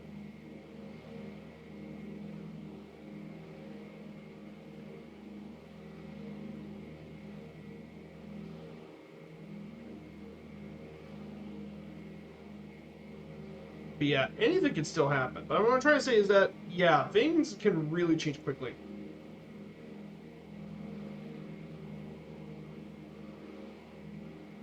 But But yeah, the patch. This is actually the last full season of the Pac-12 is like that. But the Pac-12 this year has been very good this year. Outside of Stanford and Arizona State, the conference has been pretty good this year with USC, Oregon, Utah, Washington, and Washington State all still undefeated and ranked. And even Arizona, Colorado, Oregon State, and UCLA are all really good too. Pac-12 is actually stacked this season. Then in the SEC, the best team in the West is either LSU or Alabama or Texas A&M are the best teams. Then in the SEC East, there's only 3 undefeated teams: Missouri, Georgia, and yes, Kentucky as the Wildcats. Yeah, very, very cool stuff for college football.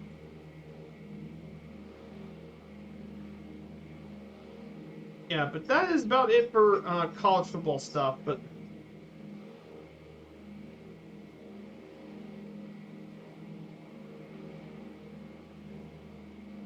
yeah, pretty cool stuff.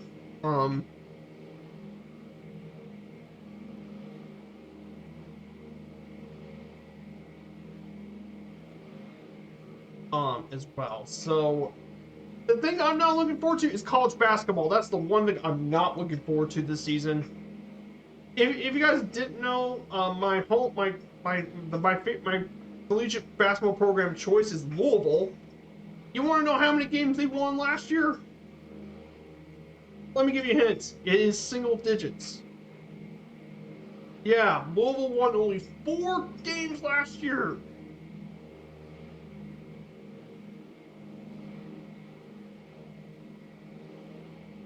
That is one of the worst records in program history last season. And that's the thing, like usually in a small program, like that's not usually that's somewhat normal for small programs.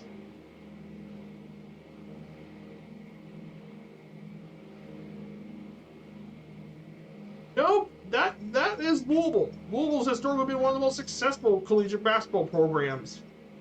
They've been one of the most successful, consistent programs. With a 4-28 record last year. Yikes.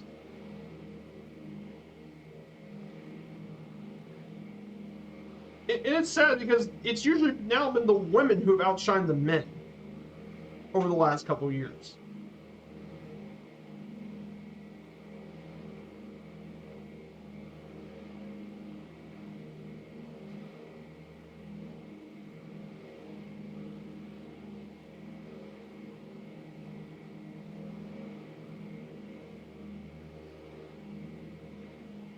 It's been bad. It's horrible. Yeah, it has fallen a lot. Like Chris Mack, fine. Here's the thing. I think it was really the NCAA things. Yeah, things have really fallen to Pitino. And here's the thing. Chris Mack wasn't that bad of a coach.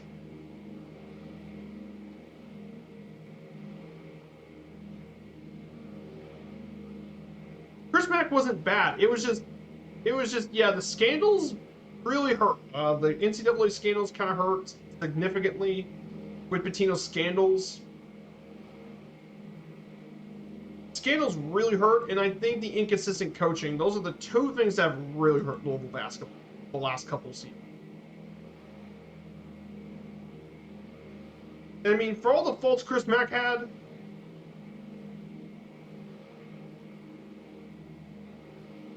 like Chris Mack actually had some good seasons in Louisville.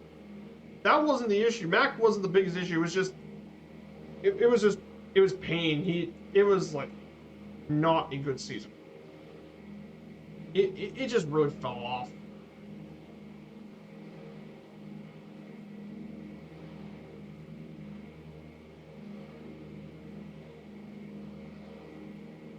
But he better do better this season. Like, I guess, yeah, Rick Pitino.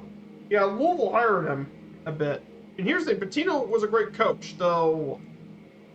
Yeah, like I said, he was coming for UK. Yeah, I kind of agree with you on that one. I don't have to disagree with that one at all.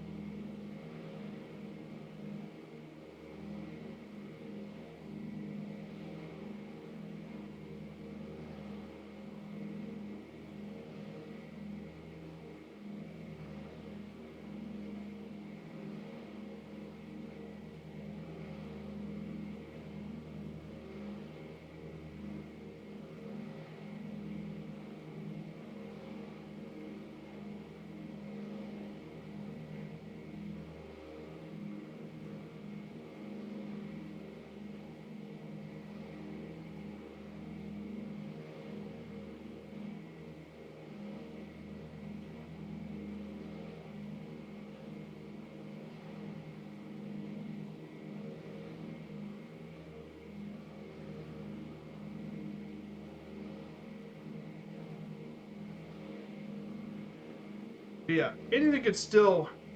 Yeah, I think he was a ball boy too for Vanderbilt during the Patina. Yeah, it's been pretty crazy to think about for sure.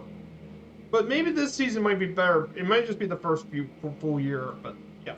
But like I said, there's a lot of expectation though because it is Louisville basketball. It's not like some of the smaller programs. Louisville basketball has a long, long history.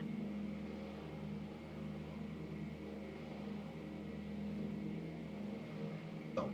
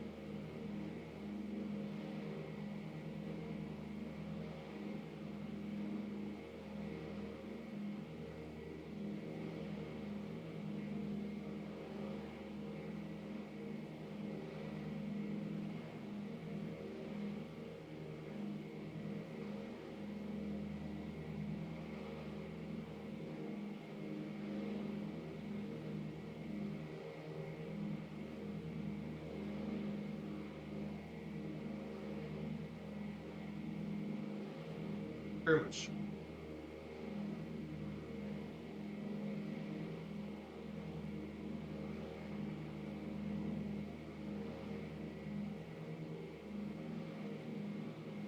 But man, this has been a great time, everyone. We've been streaming here for about over 3.5 hours. So just as I predicted, this flight isn't going to be too bad. And look at this. We found Goose Bay right in front of us, guys. So we're about to make our final landing here at Goose Bay Airport here.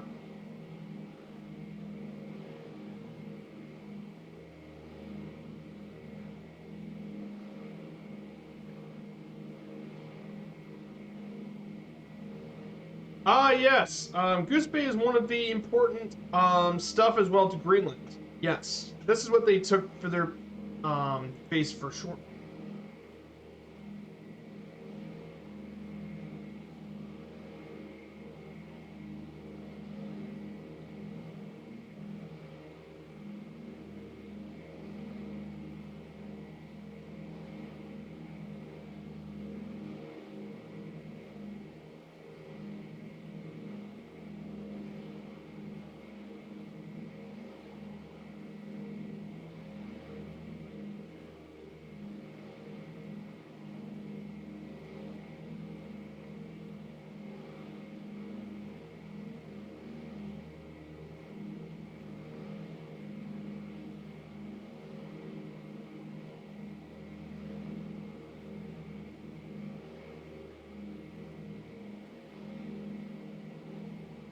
Let's go ahead and put the autopilot done. And we're about to make our landing over to Goose Bay. Here we are, guys.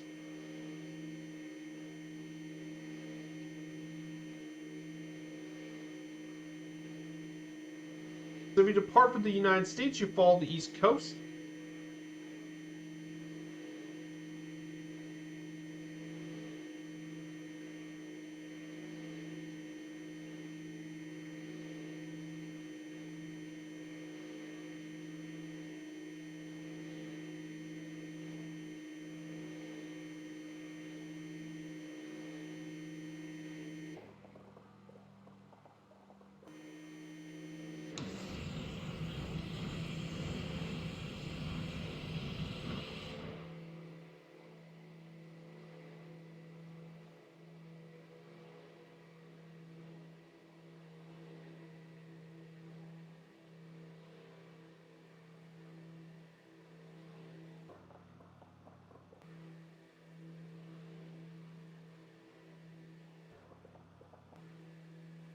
There it is, Goose Bay, everyone.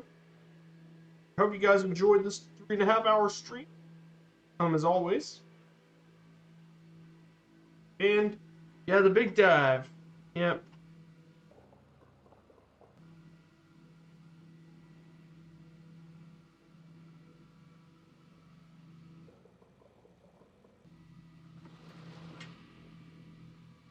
Trying to bleed up. Yeah, both of you and Rosh might land at the same time. Oh, is a Rosh a green?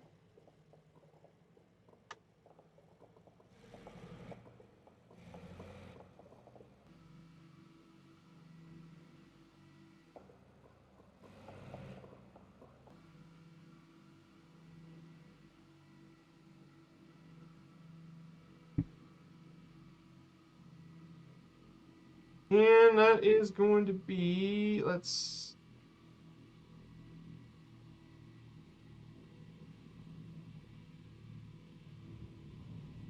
Oh, 6-7 got the prediction. Oh my goodness. There's negative 4 feet per minute off, my dude. Great landing. In it down. Go ahead for me, and I'm going to lock the tail wheel.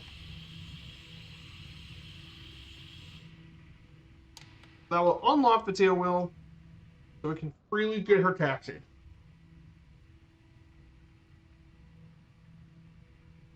That was awesome, guys. Perfect. So now we made it to Goose Bay. So yeah, guys, that is going to complete the last leg in Canada because the rest, we have to cross the Atlantic. But man, what a great way to wrap up the stream.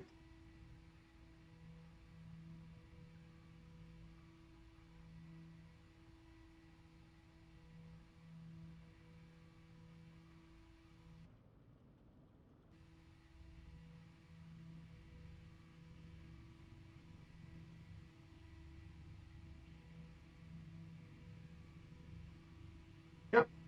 There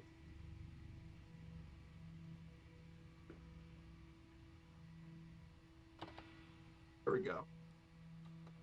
That's it. That is it, everyone.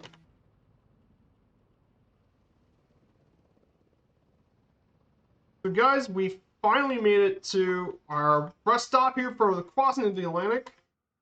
We are here at Goose Bay Airport.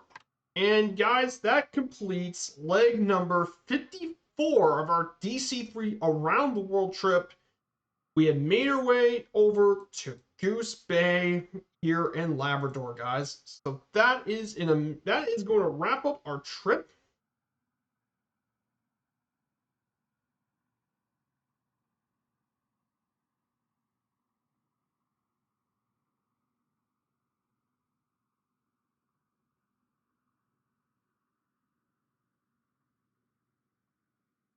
So guys, thank you guys so much for coming here today. The raids, the follows, the raids, and much, much more have been here. Guys, thank you guys so much for doing this today. We'll be back on Wednesday. We'll be back in Paro. We're going to do our 736 flight. I hope to see you all again soon. We're going to go ahead and raid Captain Arash. So guys, thank you so much for being here today, and I hope to see you all again Wednesday. Take care, everyone, and have a fantastic rest of your weekend. Bye, guys, and have a great day. Take care, everyone.